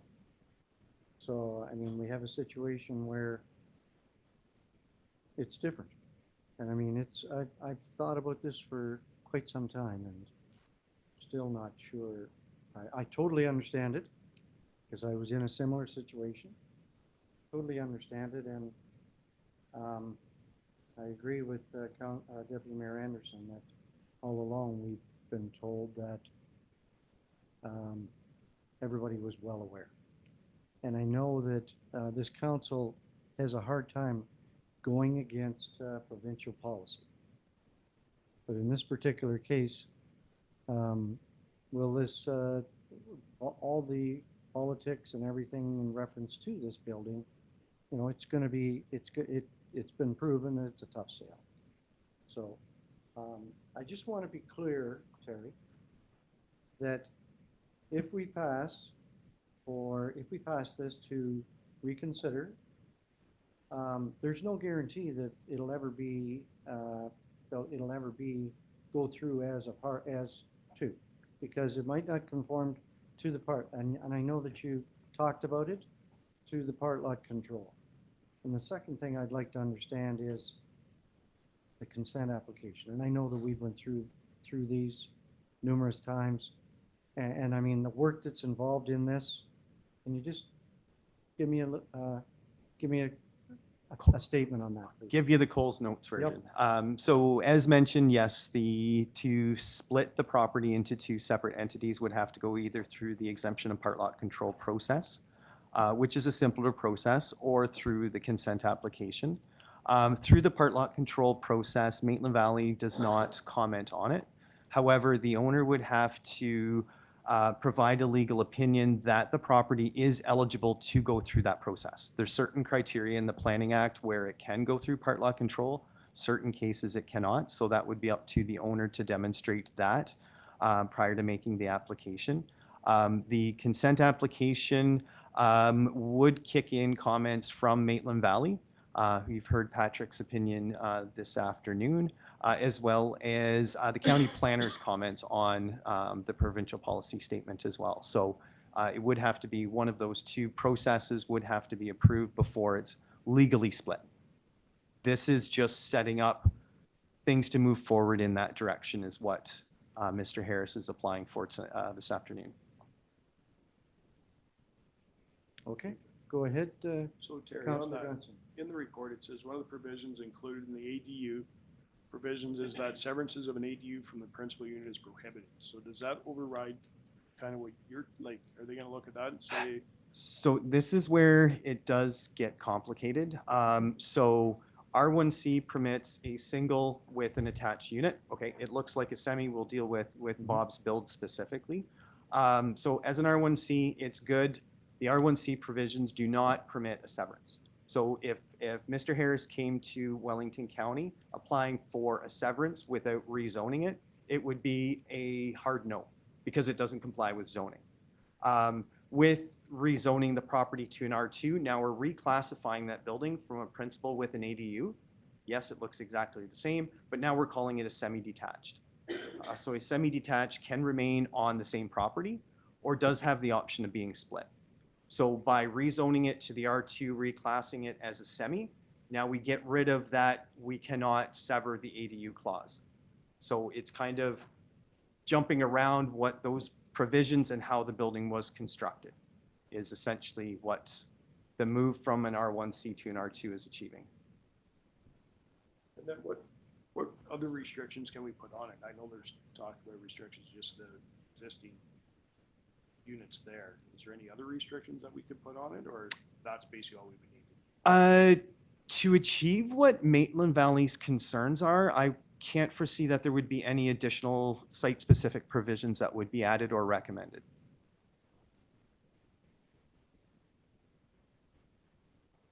Thank you. Anything else? Okay.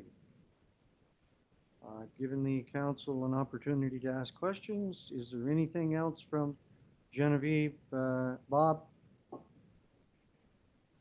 Closing remarks? No? Not So- at this time. Thank you. Thank you very All right. much. Thank you. Terry, go ahead. Sorry, I just wanted to mention, Mr. Harris mentioned on the podium that he wants to install the services next week. He will have to approach Public Works if the application's approved to get a general or an approved contractor, as well as to post securities for that works. So even though Mr. Harris indicated he's going ahead next week, there are other processes for the servicing component that he would have to address. So it's, yeah, could take him a little bit longer than what he's anticipating. Okay, if there's nothing else, then I'm going to ask, what we need from council is a motion. Which way we're going here, passing or rejecting? So through your, Mayor Go Turton, ahead. I could give you a couple maybe motions for Okay. your consideration, Consideration. if that would be helpful. That the council of the town of Minto receives the staff report for information, and further that a draft bylaw not be considered at a future meeting, or that council of the town of Minto receives the staff report for information and direct staff to bring back an updated report and draft bylaw for consideration at a future meeting. I think that would be a fair assessment. What's your pleasure? I like the second one. You like the second one? Moved by Councillor Dirksen, seconded by? Okay, The second one is that council of the town of Minto receives the staff report for information and directs staff to bring back an updated report and draft bylaw for consideration at a future meeting. So, Mr. Mayor. yes, go ahead. Speak into the mic, please, Councillor Elliott. Yeah, you're usually pretty loud. So the second one is basically we're gonna move this on, so Mr. Harris can move forward with this. Or does the second one mean he won't be able to move forward? My feeling on the motion is that you're asking for an updated report and a draft bylaw.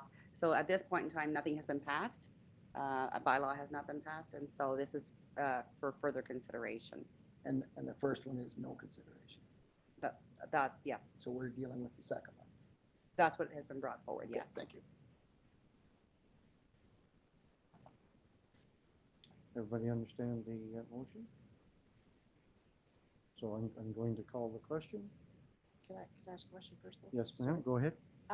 So with that motion, if we pass it, are we past the point of no return, or can we still say yes or no?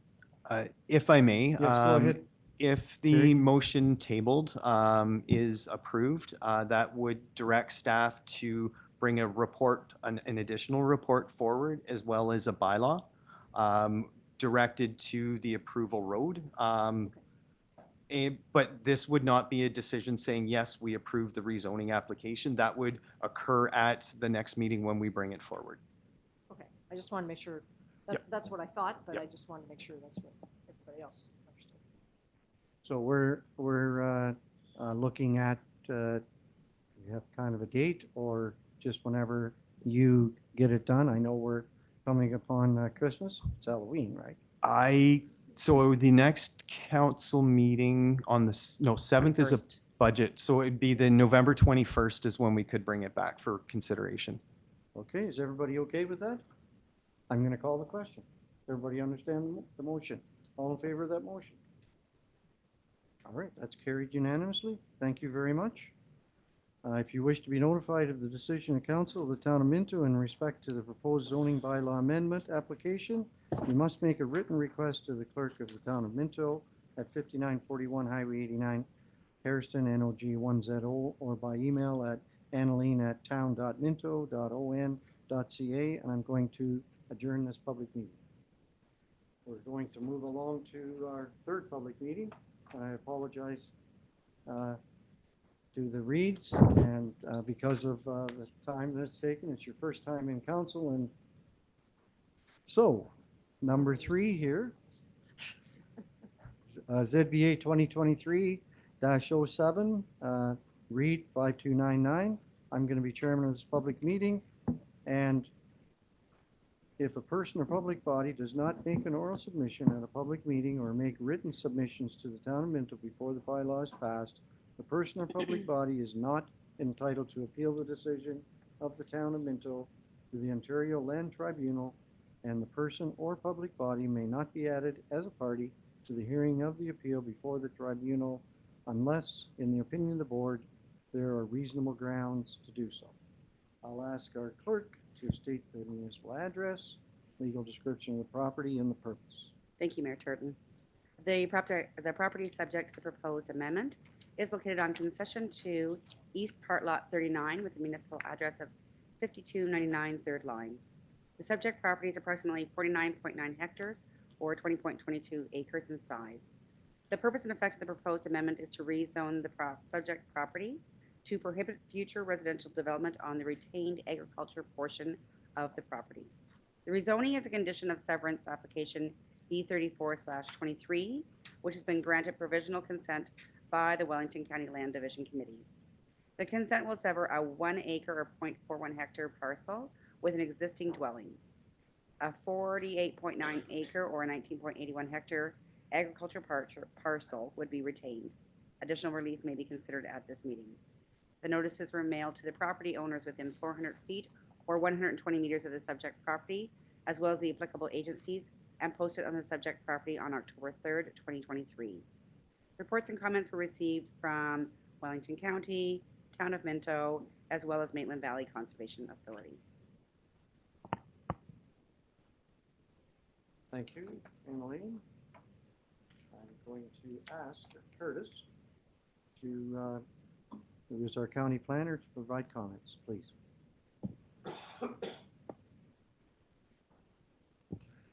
Thank you, Mayor Turton and members of council. So the purpose of this application is to rezone the retained agricultural portion of the property to prohibit a future residential dwelling. This property was subject to a surplus farm dwelling severance application that was approved by the County Land Division Committee earlier this year. The existing dwelling and shed were severed from the larger agricultural portion of the property. As mentioned, this rezoning will fulfill a condition of approval of the consent application.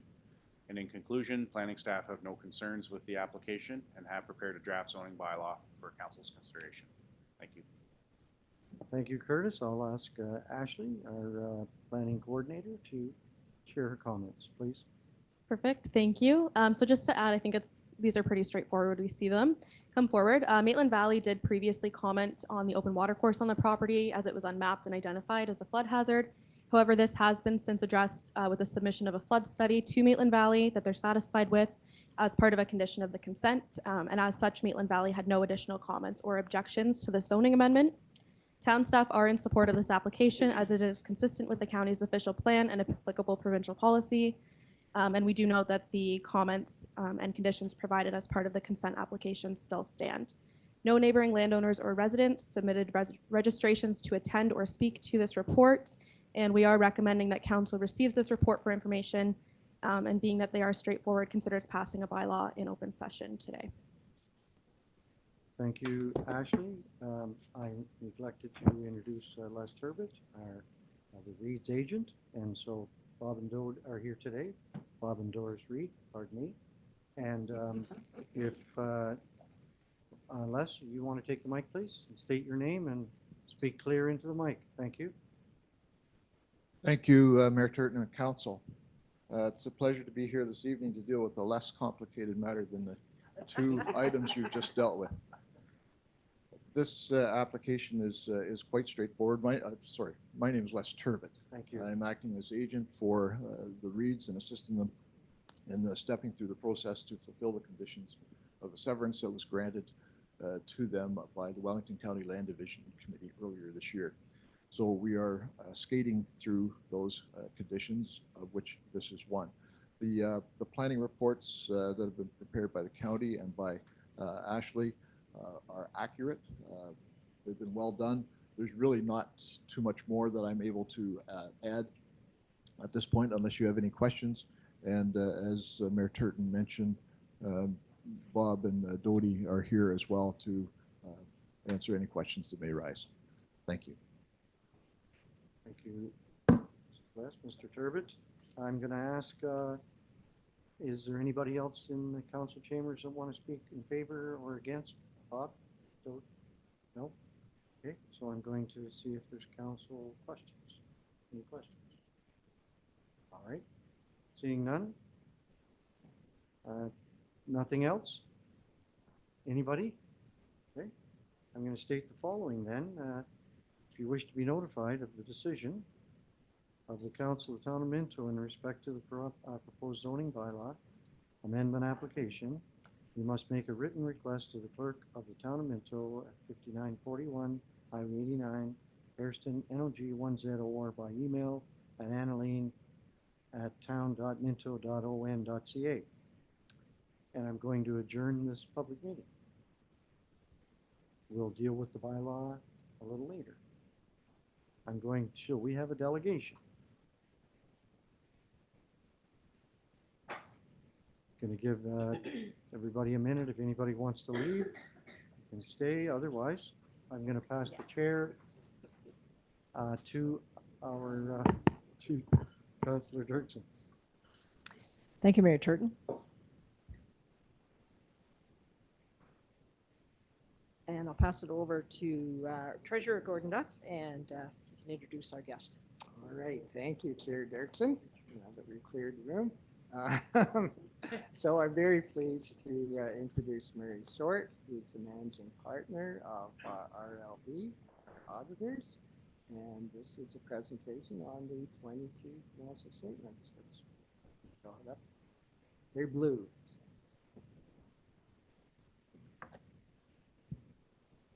All right, thank you very much. Nothing clears out a room like an accountant coming up to speed. Apparently. So thanks for the opportunity to present the draft financial statements for the town of Minto for the 2022 year end. Obviously, this is a little later than we'd like to be presenting them. We've had some conversations with Gordon and Mark about kind of fixing our timeline. Hopefully we'll have some of the issues that were encountered in the year with some of your TCA reporting from citywide and so on that caused some of the delays, but we have a plan in place to make sure that we are attending council much earlier in 2024 than we are this year. The council presentation, I believe, is in your council package. I'll try and remember to refer to the pages that I'm looking at as I go through. What I would propose to do is go through the PowerPoint section, not the financial statements themselves. PowerPoint does include most of the main statements that are included within your financial statements. So to go through the statements then separately is kind of duplicating things. But I'm happy to answer any questions on the statements themselves after the presentation or as I'm going through. So in terms of a bit of an overview on the audit itself, council was provided with a pre-audit letter.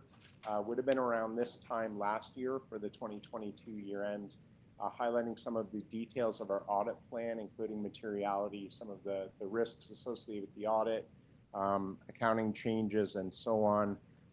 And I can confirm that there were no changes to our audit plan to bring to council's attention today from what was provided in that communication prior to the audit. Over the course of our audit, we had no concerns with the conduct of the audit in terms of our dealings with management. So thank you to Gordon and Mark and the finance staff here for their support throughout the process. No significant internal control deficiencies to communicate, no disagreements with management on accounting policy choices or anything along those lines. So thank you again to them for that.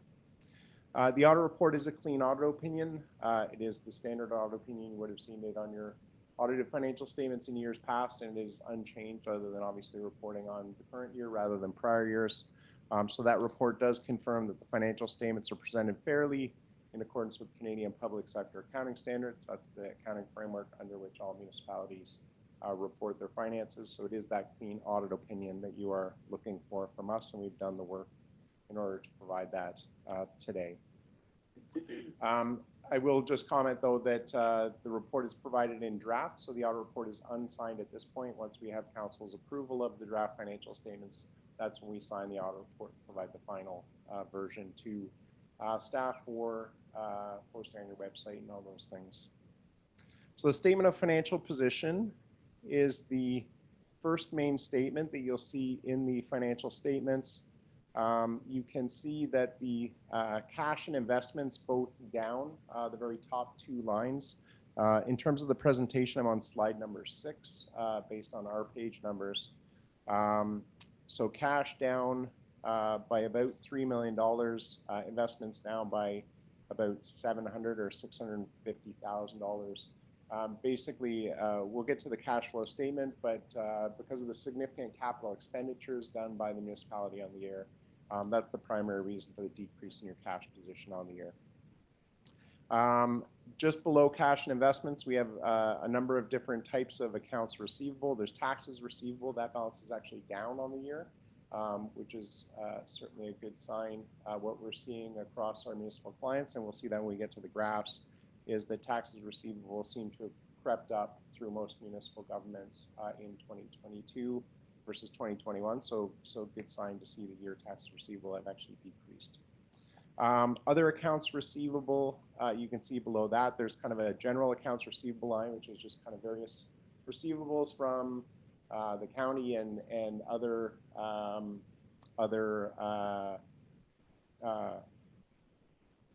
parties. And then just below that from Canada and the provincial government. So general accounts receivable are up by about 1.5 million.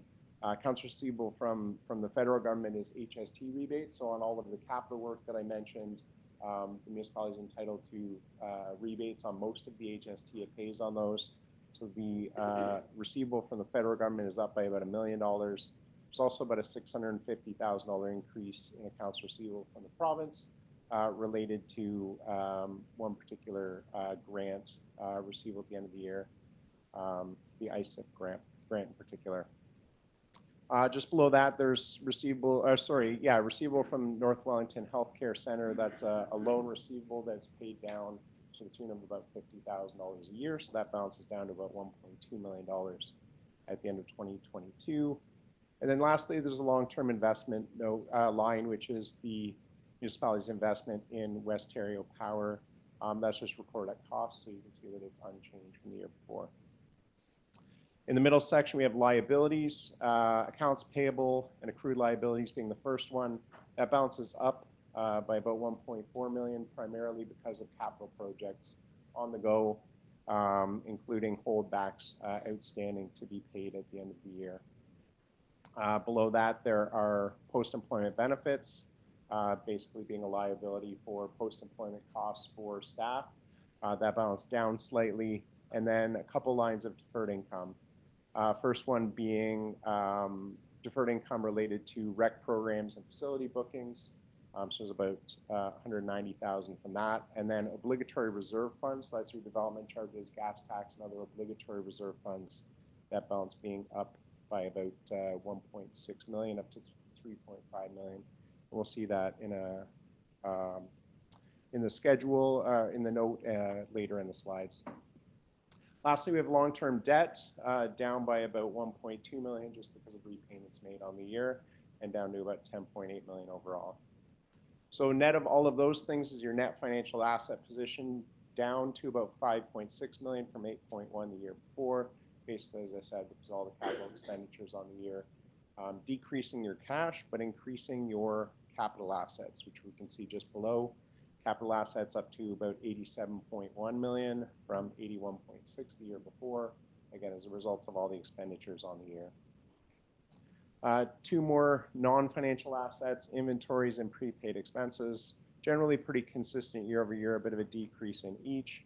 And then the culmination of all of those things is your accumulated surplus up to about 92.9 million as a result of a surplus on the year. Basically, though, your cash position decreasing, your tangible capital asset position increasing because money is spent on investments in capital assets in the year. So just after that statement in the slides, we have some graphs. Cash equivalents graph is the one just afterwards, showing the cash position as a percentage of your annual cash outflow. So what we do is look at cash going out the door over the course of the year for regular operating expenses, debt repayments, capital asset additions, and so on, and compare that to your cash balance at the end of the year.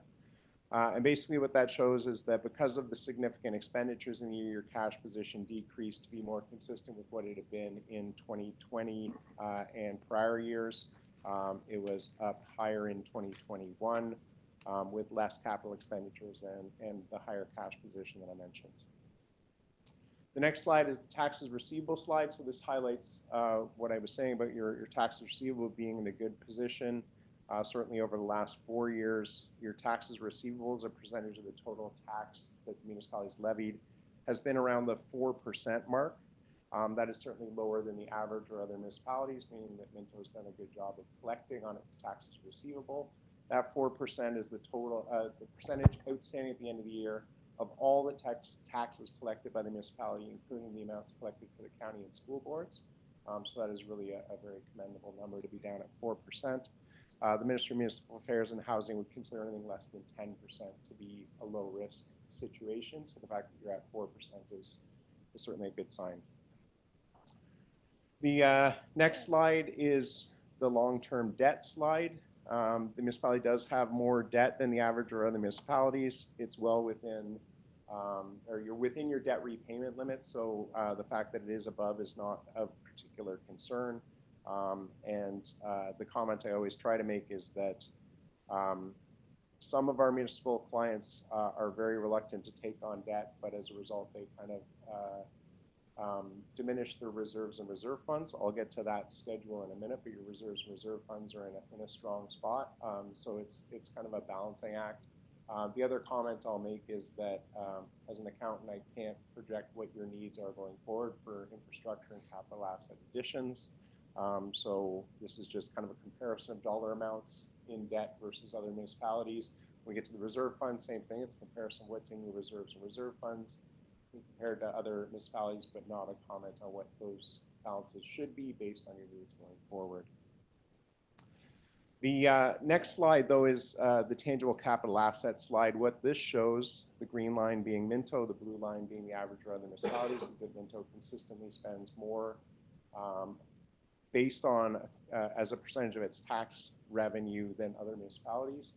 The green line being above the blue in all 5 of the last 5 years. Meaning that Minto has spent very significantly on its capital asset additions. That probably being part of the reason that your debt is somewhat higher.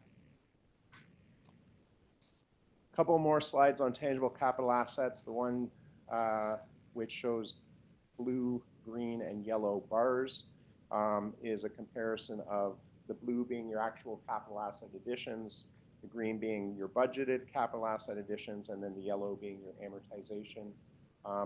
I tend to look at the blue and yellow bars in particular, blue being your additions, yellow being your amortization. The fact that the blue line is above the yellow in all of the past 5 years is an indication that Minto's doing its best to stay on top of its infrastructure needs. When the blue line gets down below the yellow line, it suggests that you in those years that you may be spending less than you should on an average basis. But that said, your blue bar is above the yellow one in all 5 of the last 5 years, so I think that's a good sign. And then the next slide just after that shows capital assets by funding source. This just shows where the funding for those capital assets is coming from, with purple being capital grants, so significant grants received and spent in the year. The 2 shades of green being your reserves and reserve funds, and then the orange being from tax levies. So not surprisingly, a fair amount of your capital asset additions in any given year coming out of reserves and reserve funds, but nice to see that there's some capital grants coming in for some of those expenditures as well. So the next main statement is the statement of operations, which shows the revenues and expenses for the year as compared to budget and the prior year. I'll just try and cover just a few highlights here. Taxation revenue actually down very slightly from the year before. Not too often that we see that, but ultimately you had fewer supplemental taxes and higher write-offs, and ultimately that's why your tax receivable, your tax revenue is down somewhat from last year. User fees, not surprisingly, up by about 800,000. We're seeing that pretty consistently across most of our municipalities in 2022, mostly because of recreation, because of facilities reopening and programs restarting, coming out of the pandemic, and so that balance or that revenue stream being up significantly. Grants also up, so as I mentioned, able to use a fair amount in capital grants, so grant revenue up to 4.3 million from 2.4 the year before. Other income is included in the notes, but it includes your investment income, some capital contributions, and construction charges. So also related in large part to your capital asset work in the year. And then same thing with your obligatory reserve fund revenue. That's pulling money out of development charges, gas tax, and other obligatory reserve funds to fund some of that capital work, and so that amount is also up. So total revenues, 18.3 million, up from 16.6 or 16.7 the year before. Down below that we have expenses, which are also up to the tune of about 2.3 million, primarily because of kind of expected costs in the general government. You can see is up by about 280,000. That's primarily IT and asset management costs. Recreation, not surprisingly, being up again because of reopening of facilities and programs, increasing your expenses there. So total annual surplus of 2.9 million, up down slightly from 3.5 the year before, increasing that accumulated surplus, again, largely because of the increase in your capital assets. So the next couple slides just show expenditures by department, just provided for information purposes, with the bulk of your expenses being in the transportation environmental services, not surprisingly being your two largest departments and two largest expenditures. And the slide just after the pie chart shows those expenses as a percentage of the total over the last 5 years. So next we have the statement of changes in net financial assets. So this kind of backs out the activity from your tangible capital assets to show the change in your financial position in terms of liquidity for the organization. So as I said, although there was a surplus of 2.9 million because you spent 10.4 million on capital asset additions, ultimately your net financial position did decrease by 2.5 million. Ultimately you had a surplus, but you spent a lot on capital assets, and so your cash and investments effectively decreased as a result. So then we have the statement of cash flows, and that just shows the changes in cash. I won't go through line by line. I will just highlight a few particular lines about halfway down the page, and this is on slide number 20 for those who are following along in the PowerPoint presentation. About halfway down, we have 7.766 million being the cash generated from your operating activities. That's up from 6.99 million the year before. So that's positive cash flow generated from the operations of the municipality, which then is spent on financing and capital activities. So the finance activities being the repayments of long-term debt. You generated 7.7 or 7.8 million from operations. You paid down $1.2 million of debt. But as I mentioned, you spent 10.4 million on capital asset additions, so that's why your cash position decreased on the year. So then we have the schedule of accumulated surplus. So moving to slide number 22, this shows the various surpluses that make up the $92.9 million overall accumulated surplus. With any municipality, most of that is going to be invested in tangible capital assets, and you can see that is the case with your municipality, with about 76 million of the 92 million being your investment in tangible capital assets. Your general fund balance at 4.8 million, so that's your general fund surplus at the end of the year. And then we have the reserves and reserve funds excluding the obligatory reserve funds. So these are reserves and reserve funds set aside by council in 2022 and prior years. So reserves up to about 2.3 million from 2.1 the year before. And then the reserve funds here down slightly to 9.3 million from 9.7 the year before. Deferred revenue is primarily those obligatory reserve funds. So moving to slide number 4, this corresponds to note number 7 in the financial statements themselves. So deferred revenue, again, is development charges, gas tax, your building reserve, cash in the parkland and OSIF reserve funds. So reserve funds set aside mandatorily because of your gas tax agreement, the Development Charges Act, and so on. And you can see that the ending balance of 3.5 million is up from the 1.85 million at the start of the year. Basically, you received in contributions, grants, and so on, 2.65 million, 37,000 of investment income.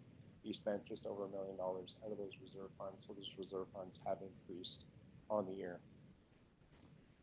So the very next slide is the slide showing the reserves and reserve funds that I alluded to earlier. So this slide combines all of the reserves and reserve funds of the municipality, the obligatory reserve funds that I just covered in deferred revenue, as well as the ones set aside by council in the statement of accumulated surplus. When you combine all of those are resources available for future municipal expenditures. Yours total about 248% of your total tax revenue.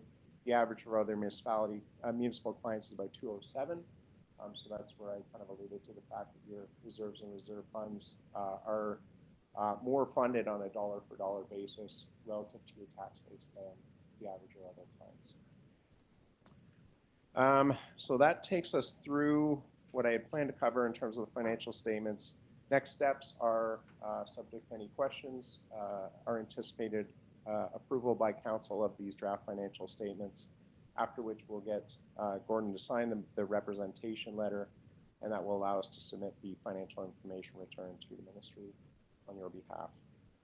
So with that, I'm happy to answer any questions. I'll do my best to do so. Okay. Councillor Elliott. Just wondering, when we're dealing with developmental fees, how much money you think we're going to lose in reserve that we can put away for different things? Is that part of what's happening? Sorry, when you say how much you're going to lose, what do you? Well, we make money on developmental fees that we invest into reserves. And I believe the government has said that they don't want us to have developmental fees anymore. Is that correct? So what Councillor Elliott is referring to is the collection of development charges and the reduction to various categories based on provincial direction. Right. I don't know if that's an easy answer by any means. It's not an easy answer. That might be something that we'll have to kind of communicate with Gordon and report back to council on at a future date. So if we don't get those developmental fees, we're going to have to invest our own cash back into. Yeah, ultimately, if there's no development charges, I haven't studied the kind of implications of that announcement in detail yet, so I'm not exactly certain of the implications myself. But we will certainly. But yeah, ultimately, I mean, you know, in any development, there are costs that are incurred by the town. That's what the development charges are intended to kind of help to offset with kind of growing municipalities. There's additional infrastructure needs and so on an ongoing basis. That's the purpose of your development charge reserve fund. If you are unable to charge those outright, then those are costs that would be borne by the municipality from other sources. Gord would have to get really And another money. have his imagination run so we don't have to put up taxes, but we may have to do that to raise those kind of funds. And yeah, the money to fund your kind of infrastructure needs has to come from somewhere else. Right. Okay, anyone else with questions? Mayor Thank Turton? you, Chair. So I mean, we're not unique in that particular situation. Every municipality in the province has that same issue, and it would be nice to have that report just to see exactly what we're thinking. So that'd be good. Thank you. Any further questions? Okay, I will read the recommendation moved by Councillor Elliott and seconded by Councillor Gunson. The Council of the Town of Minto receives report Finance 2023-016 regarding the 2022 audited financial statements, and that the 2022 audited financial statements be approved as presented. Calling the question, all in favor? And that passes. Thank you. And thank you for bringing the report, and Treasurer Duff has something else he wants to say. Make a comment. I know everybody's bored by this subject, but really, when you look at it, you can see how real world things are just showing up in the numbers. Why was our cash balance down? Well, at the end of 21, we borrowed money for specifically two projects, White's Road and Ponce Clarifier. Why are expenses so high? Well, because we did those projects, and that just ripples through. Plus, I think you see an overlay of recovery from the whole COVID shutdown. But like, I think it's just fascinating. That was so tough. This is what happened in reality, and here's the figures. There's lots of good news in these report, in There this, is, in there this is, yeah. financial report, And for sure. Well, as Councilor Mayor indicated, the future is going to be so few things that are under our control, and that's. Anyway, I just want to thank Marie. We'll be doing 23 before we know it, so. That's right. Yes, thanks. Okay, thank you. And I'll pass the chair back to the mayor. Yeah, I'd just like to add my thanks to you too, Murray. Appreciate you being here, and we're sorry to hold you up for so long. So public question period, and we do have a ratepayer here. Neil, would you mind stepping up to the mic? Hopefully you're not, yeah, you can sit and talk. Hopefully you're not really long-winded because it is Halloween and the missus is likely missing you.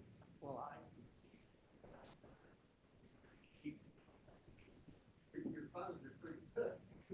I'd run into that. I got a call from a lawyer one time. Yeah? And it's about the bus Mhm. crash up on. Some of us were here. Huh? Some of us were here. Yeah, you remember that? Oh, yeah. And in the end, he,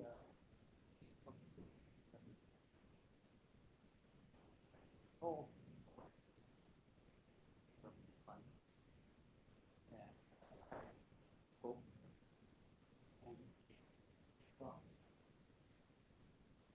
That's good. Thank you very much for representing us. You did well. that's why I say you're cheap. So, Neil, if you don't mind getting to the point, we Yeah. appreciate it. Yeah, my wife, walking town every day. Neil, would you mind putting the mic up to your mouth? Thank you. She walks every day up to uptown for exercise, and we're right across from Timmy's. And it is not really all that safe because there is no sidewalk there. And I have asked for it before.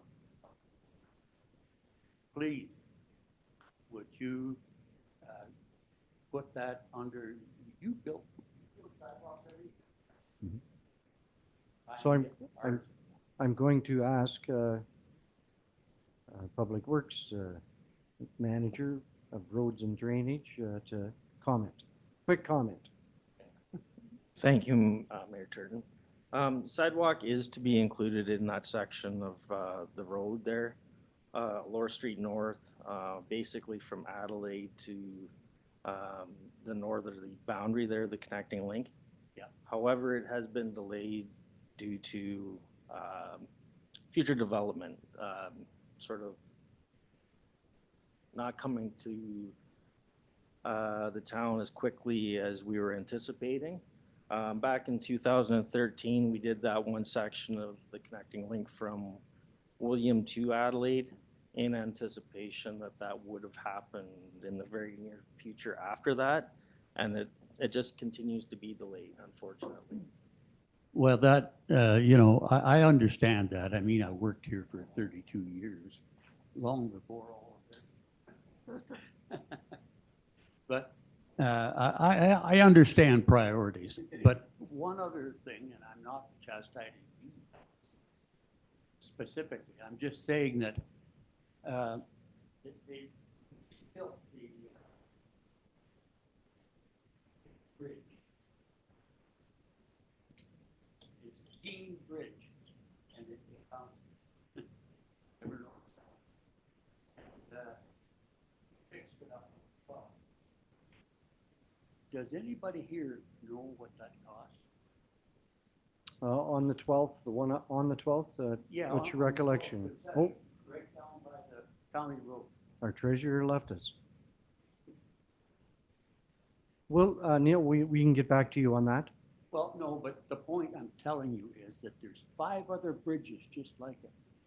And I happened to go for a little drive here the other day, and the cement is all black. Mm-hmm. It's rotten. I always hired a company from Walker to come in and power wash them, but that has never been done since. And So we do bridge assessments, road assessments. Is that every year? Mike, sorry, go ahead. Biannual. So every Biannual? other year we do our inspections on all of our structures. So, yeah. We'll take that under advisement, Mike? Yep. All right, Yep. okay. Well, there's 5 of them, and Yeah. whatever you paid for that one out there, you can count on it'll be that much or more. That's all I have to say. Well, thanks for coming, Neil. We appreciate you coming, and not sure what took you so long, but you're here, and thank you for your comments. So we're going to move into correspondence. Recommendation by Councillor Zimmerman, second by Councillor Dirksen, that council receives the correspondence as information. Not sure if anybody, is there anything that we need to discuss in that correspondence? Then I'm going to call the question. All in favor of the correspondence? That's carried. Thank you very much. Committee minutes for approval. I'll pass the chair to Councillor Elliott. Thank you, and I'll pass the chair to Matthew Lubitz. Thank you, Councillor Elliott. I'll try and go quickly here. So the committee met last month at the Palmerston Arena. It was our first meeting since May, so we had a lot to cover. Grace reported the attendance levels at the Norgan were sitting at 68 per show, which is quite good, and that there were over 90 in attendance at Film Fest on September 18th. She also reported the Ballas have been booked for a live Christmas show on Thursday, November 30th. Regarding facilities, we had a busy summer with a variety of tournaments and events, both indoor and outdoor, including the first year of us hosting the Upper Canada Two-Cylinder Club show in Palmerston. We're also able to complete some capital projects, including renovations to the new space for the Palmerston Food Bank. The ice is in at the Harrison Arena and Palmerston Arena, as well as both curling clubs, and we're offering alternative programming at the Clifford Arena. Day camps and pool programs were busy this summer, and our after-school programs are running close to capacity on some days. We continue to offer pickleball year-round, moving between Harrison and Clifford. Grassroots hockey, grassroots soccer, public skating, and shinny started after Thanksgiving. And the recreation master plan process is underway, and we provided a brief update to the committee regarding it, as well as the Harrison Arena Parks Plan process. Lastly, the new scoreboard is in place at the Palmerston Arena. It looks really sharp. We're learning how to create custom animations and utilize it to its fullest extent. Okay, I'll move the recommendation, moved by Councillor Gunson and seconded by Councillor Podnowicz, that the council receive the Community Service Advisory Committee minutes of September 25th, 2023, as information and approves any recommendations contained therein. We got any questions or comments? Seeing none, all in favor of that motion? Okay.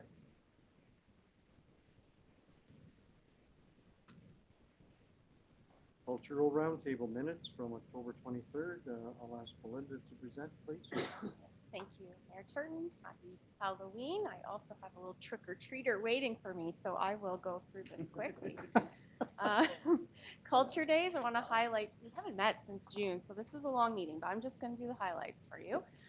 Culture Days, we had a great group of people coordinating that with 11 events and over 500 people participating in those events. The Spark Committee is well underway in planning for hosting that in May of next year, so that's coming together. We hosted a joint culture roundtable meeting in September with our friends in Hanover and Wellington North, and that was very well received, and the groups have identified 3 different projects that they're looking to work together on for next year. We were happy to partner with the Egg Society on the Taste of Minto event, Taste of the World in Minto event at the fair. Unfortunately, some of our local food groups didn't come through for us, but thanks to the Ag Society volunteers for stepping up and helping with that event. Thanks to those of you that joined us for our First Impressions Community Exchange, and for those that didn't, the report is included in there. I think everyone is pretty impressed with how we did, and there are a few suggestions there on how we can move forward. And basically, our group is looking forward to getting the cultural plan underway once the strategic plan stuff gets moving. We're excited to be involved in providing input to that. So I'll leave it at that unless there's any questions. Questions for Belinda? Sorry, we'll do this first. The recommendation was moved by Councillor Elliott, seconded by Deputy Mayor Anderson, that the council receives the Cultural Roundtable Committee minutes of October 23rd, 2023 as information and approves any recommendation contained therein. All in favor of the motion? That's carried. Thank you. Belinda, you're up again on the facades. Yeah, we have two great facade applications here. The CRP program's been down a bit, or down significantly, I guess, with applications this year. I think the economy has played a role in that, but here's some good news stories. So we have Scoop It Bulk and Frozen Food is looking to redo their facade, and they're located right beside Richenbach's building, so it's nice to see these two coming forward together.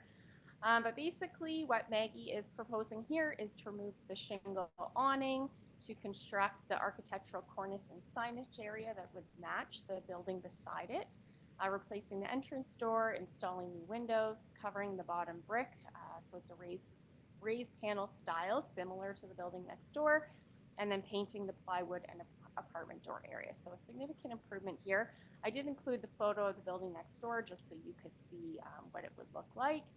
This is a cost of $9,600 plus HST, so qualifies for the maximum $3,000.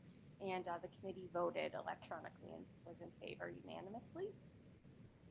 So the recommendation is to approve this grant for $3,000. Moved by Councillor Pottenvit, seconded by Councillor Dirksen, that the Council of Town of Minto receives the report Dev 2023-022, facade grant number H26, Scoop It, Bulk and Frozen Foods, and approves facade grant number H26, 30 Aurora Street South, Hairston, for $3,000. Questions? All in favor of that motion? That's carried. Thank you. The next one, Belinda, is the David Richenbach building. Yep, so that's the neighboring building. As you can see there, they have a new tenant proposing to move in, McLaughlin Financial. So an existing business moving down the street. And here the list of improvements include plate glass windows replaced with thermopane vinyl frame windows, new fiberglass door, storefront cornice to be repaired with new steel top and trim to be refurbished, rooftop flashing to be replaced, signage area to have new marine grade or similar plywood, bottom of the windows to have that raised panel I spoke about before, and all the wood and brick to be painted. And the color selections are identified there below for your information. This is improvement of $11,200 plus HST. Again, qualifies for the maximum $3,000 grant. Again, was voted on electronically and approved unanimously. And that would be a recommendation for a $3,000 grant. Moved by Deputy Mayor Anderson, seconded by Councillor Zimmerman, that the Council of Town of Minto receives the report Dev 2023-023, facade grant number H27, David Richenbach, and approves the facade grant of number H27, 28 Aurora Street South, Hairston, for $3,000. Questions? All in favor of that motion? Thank you very much. That's passed. It's very interesting and it's important stuff, Belinda. And I apologize for moving along so quickly. The next item on the agenda is well initiatives, and I'm going to ask Terry to speak on this. Perfect. Thank you, Mayor Turton and members of council. Unlike Belinda and Matt, I don't have to bring kids around trick-or-treating, but I don't want to hand out candy, so I'm going to take a long time. So I'm just kidding. Sorry, man. So kidding. I do have an exciting project to let or make you aware of. The report before you is in regards to a site plan approval application at 345 Minto Road within our Palmerston Industrial Park. That parcel was purchased from the town by a company named Well Initiatives Limited, which is a subsidiary company of R.J. Burnside and Associates. They purchased it this year. Property is roughly 3.58 acres and is zoned industrial. The owner operates a well drilling and a well maintenance company or business specializing in municipal well projects. And Minto in the past has used them on several contracts dealing with our municipal well system. The owner is proposing to construct an 18,374 square foot building with approximately 2/3 of it being utilized for their business, and then the other third being an industrial rental unit. One thing staff would like to mention, during the agreement of purchase and sale, the minimum lot coverage from our standard provisions of 15% was reduced down to 12 due to a miscalculation in the estimate of the lot area there. So we anticipated that the lot was smaller than what it actually turns out to be. There is a slight difference in what they're actually proposing to construct in terms of lot coverage. So again, we approved 12%. They're proposing 11.8. Other thing to mention though, so the property is larger than what was anticipated, so their square footage percent would have to be higher. They were proposing at that time an 18,000 square foot building, which they're exceeding that. So staff is completely confident that this development forms the intent of what was proposed during the APS process. As you'll see in the report, there's an isometric drawing which shows the front view of the building. So it will be an attractive addition to our park. And if there's any questions, I'm more than happy to field those. So the recommendation is moved by Councillor Gunson, seconded by Councillor Elliott, that the Council of the Town of Minto receives report Plan 2023-048 regarding the SPC 2023-03 Well Initiatives Limited, Palmerston Industrial Park for information. Questions for Terry? All in favor of the motion? That's carried. I'd just like to take a moment and read a letter that we received from all officials, dear members of council to express sincere thanks to all the staff involved with our proposal to develop 345 Minto Road. Minto has a very clear and concise development document and a process for the land owned in the Palmerston Industrial Park. The process is laid out very simply, and there were no unforeseen problems or unnecessary delays with the approval process. At each step, staff have been at their best with support and communication and made the process exceptionally painless. We were astounded at the speed of the design review process, and we are very grateful to be able to proceed with the development at such a quick pace to achieve our desired construction schedule. Initially, we had pursued developing our existing property in Center Wellington, however, found Center Wellington too difficult and uncooperative to move forward as there was no clear direction. And so we are very pleased with our decision to relocate to Minto and are very much looking forward to being part of business community in Minto. We thought it was prudent for formally thank both council and staff, and we'd like to extend an invitation to their open house. So I would like to say thanks again to all of our staff, the folks that Well Initiative has dealt with here in Minto, and we're very proud of you. So thank you very much. I'm going to pass the chair to Councillor Gunson. Thank you, Mayor Turton. We've got one report tonight, and Mike McIsaac's going to present the Connecting Links funding. Thank you, Chair Gunson. This is just a quick report looking for council's endorsement to submit an application for Connecting Link funding. We do have two road segments that would be still eligible for this funding. Elora Street North, which was briefly discussed earlier tonight with one of the residents, as well as Arthur Street West. So with Elora Street North, there's still a lot of unknowns and uncertainties with even the road design, layout, turning lanes, etc. at that location. So we don't want, it's one of those things we've had, was it 6 years of road construction in the last 10 years on Highway 9 essentially? So one more time, but we want to be strategic when that really is. So just leaving Arthur Street West as the other option, which would include about 600 meters of mild road reconstruction. There wouldn't be any water, wastewater. That was completed roughly in around 2007, if I remember right. But there would be some storm sewer and curb upgrades. Intersection improvements. Some of the side streets do have narrower approaches onto the highway there. Sidewalk and accessibility upgrades.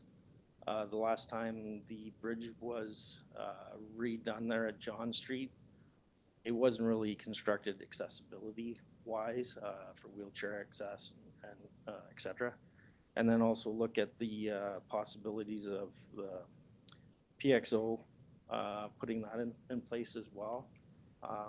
With the walkable communities, I believe it was last year or 2 years ago. John Street was identified as a potential location for the PXOs. It wasn't warranted. However, it could be a time where we want to at least set it up for it for a future installation. And then one of the major issues that we're currently seeing there is the delamination between the asphalt layers. For some reason, between the surface course and then the subsurface courses, it's just popping off in multiple locations. So this could be a great opportunity to try to get that all fixed up before we lose this funding source. So if there's any question. Thanks, Mike. I'll read the recommendation. Moved by Councillor Zimmerman, second by Councillor Elliott, that the Council of the Town of Minto receives report PW 2023-020 regarding Connecting Links funding, and that the Council of the Town of Minto endorse the submission of an application for the Highway 23 Arthur Street West project in Harrison under the 2024-2025 Connecting Links program. Any questions? Councillor Budmans. Yeah, question for Mike. This would be an opportunity to, on that section there, in front of Tim Hortons, that's shown in the map here. Would be an opportunity if that highway widened up instead of turning lane in there. Well, that's what we're trying to determine what's actually all going to be required at that location with the future development lands proposed in behind there. I believe with the intersection improvements there of Tuffy McDougall, it would align with the roadway and changing the location of the Tim Hortons entrance. So the Tim Hortons entrance would actually come off of that side street. So there's just a lot of mechanics to work through there for elevation wise and what's going to work, what isn't going to work. We don't want to handcuff the development as well, because we do have to have some of the utilities go through Highway 9 there again. So we want to do it right, but we also want to know exactly what they are going to require for the servicing there. How many acres would be behind Tim Hortons for developable land? Do you remember? Is it right now? Yeah. Substantial. It Yeah. could be a large subdivision. Yeah. Okay. Yeah. Yeah, it's going to take some serious planning to make Yeah. that all work. Mayor Turd. Chairman Gudson, quick question, Mike. The new road, the road restoration from Malavita. Yes. To Malavita, 24? I believe so. I can't remember if it's been out to tender yet, but they will want to close that tender And before is the end of the there year. culverts and bridges included? Yes. So it'll be down Yes. 6 months. Or more. Any other questions? See none, I'll call the vote. All in favor? That's passed. Thank you, Mike. And I'm going to pass the chair to Councillor Dirksen. Thank you, Councillor Gunson, and we have an application for a tile drain loan here. So I'll ask our treasurer to take us through that, please. Very great. Thanks, Chair Dirksen. Yes, this is a relatively routine one. We usually have a few a year. This one is from a longtime farmer who has used this program several times in the past. It's for the 50,000 and haven't heard anything different about interest rates, so it's still 6%, which we said a few years ago, that seems high, and now, well, maybe it's a little more attractive now. So anyway, happy to entertain any questions, but Mike and Tanya prepared the paperwork and the application. Are there any questions for Treasurer Duff? Pretty routine, okay. Moved by Councillor Podnowitz and seconded by Deputy Mayor Anderson that Council of the Town of Minto receives report finance 2023-017 regarding an application for tile drain loan by James Russell McLaughlin and approves the application for a loan under the Tile Drainage Act. All in favor? Thank you, that carries. And I'll pass the chair back to Mayor Turton. And I'm going to ask Annaleen McRobb to tell us about the parking enforcement appointments. Thank you, Mayor Turton. This is more of a housekeeping item. Back in April, we passed a bylaw that allowed county staffing to do parking enforcement on their properties only. Then on June 6th, we passed a new bylaw regarding parking in the town, and it was county-wide, and that begins tomorrow, November 1st. So in order to allow the folks to do the enforcement, we have to change it and make the new bylaw number match up on their bylaw. It's a pretty quick and easy change. They did remove one staff name, and so this is just to be able to continue to do that enforcement. Recommendation is moved by Councillor Dirksen, seconded by Councillor Gunson, that the Council of the Town of Minto receive clerk 2023-011 regarding parking enforcement appointments and consider a bylaw in open session. All in favor of the motion? I should have asked if there's any questions for Annaleen. Pardon me, Annaleen, but it is housekeeping. We're down to announcements. Councillor Elliott, do you want to start? I'm good, thanks. All right. Okay. Councillor Gunson? I just have a quick one. So minor hockey so Minto Minor Hockey and Drayton Minor Hockey have combined for a fundraiser, and the Montreal Canadiens alumni team will be coming to the Palmerston Arena to play. Whoever wants to sign up and pay the fee to play them. But this is right up your alley, Dave, because you're a Canadiens fan. So there's different. So you can sign up to play against them, or you can just come and watch and be a VIP, pay extra, or just come and watch. And so we're gonna have some jerseys to raffle off, and come and watch. Perfect. November 18th. So if you need tickets, you can go online. I think it's on Eventbrite, maybe. You can go on our website and check there. And you better sign up. What are the costs of all that? You don't want to. That's why I'm asking. So a regular admission ticket is $20. If you want VIP seating, I know you guys are looking at me strange, VIP seating at Palmerston Arena, but so the idea is to have seating at the far end and have access to the players, because they're going to do a meet and greet before the game to get signatures, and then they're going to have your own private bar area as well, and that's $100. And if you'd like to play against them, it will cost you $300, but you get a jersey. I think you do a meet. And there's 2 spots to play with them, but they're sold out already. They were $1,000. Oh, that's great. So you get a Leaf jersey if you sign up? No. Not sure what kind of jersey you got. Maybe a Minto Minor Hockey jersey. Or you can coach, Dave. Thank you. If you'd like to coach. Okay. All right. I'll talk to you after. Thanks. Councillor Dirksen. Thank you, Mayor Turton. I just wanted to remind everybody about upcoming Remembrance Day services. So on this coming Sunday in Clifford, the service is at 2 p.m. at the Cenotaph. And then in Harriston, it will be on the 11th, which is a week from Saturday, and that is at 11 o'clock, of course. So everyone can get out to at least one of those. Councillor Just a thank you to the organizers for the spooky event on Friday evening. It was great. It's lovely night for the kids to get out, and kudos to the groups that are out there and the people who dressed up so well. Kids have a riot. It's a nice, safe event for the kids to celebrate Halloween, and it was warmer. With any luck at all, you can convince your kids that was it. And you don't have to take them out tonight. But it was great. It was well done, as usual. Thank you. Just like to add one date to Councillor Dirkson's remembrance on the 6th, Monday. Boyne and the county is putting a remembrance ceremony on in Ferguson. It's always it's a great day as well.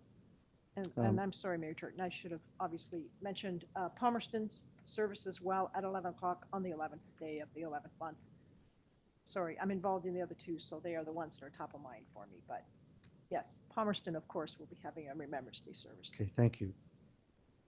You're forgiven. A couple other things. We had 3 grand openings in Minto last week, downtown Hairston. I'd like to just ask everybody to go see our new storefronts and meet the people. They're all very interesting and they all have something special. I'd like to just let everybody know that there's a lot of things going on in Minto over the next month in every center. So get involved. We've got parades and all kinds of stuff. And I'd really like to make a special request to everybody, all of our ratepayers, that we do have 3 urban centers, and there's lots of stores out there. And just like to ask everyone this year to make a special effort to shop local, because I know right now it's tough. It's a tough situation with cost of inflation, food, rent, money in general. It's tough, and the more we can shop local, the more we can help our local stores. So please give that some consideration. Thank you. Resolution moved by Councillor Potnovich, second by Deputy Mayor Anderson, that the Committee of the Whole convenes into regular council. All in favor? That's carried. Thank you. Notices of motion. Resolution moved by Councillor Elliott, seconded by Councillor Zimmerman, that the Council of the Town of Minto ratifies the motion made in Committee of the Whole. All in favor? That's carried. Thank you. Bylaws. The resolution moved by Deputy Mayor Anderson, seconded by Councillor Elliott, that bylaw 2023-063 and 2023-064 be read a first, second, and third time and passed in open council, sealed with the seal of the corporation. All in favor of the motion? That's carried. Thank you. Confirmatory. Resolution moved by Councillor Zimmerman, seconded by Councillor Dirksen, that bylaw 2023-065 to confirm the actions of the Council of the Corporation of the Town of Minto respecting a meeting held October 31st, 2023 be read a first, second, and third time, passed in open council, and sealed with the seal of the corporation. All in favor? That's carried. Thank you. Adjournment. Moved by Councillor Potnovich, seconded by Councillor Elliott, that the Council of the Town of Minto adjourn to meet again at the call of the Mayor. All in favor of that? That was a very good meeting. Thank you very much for everyone's participation.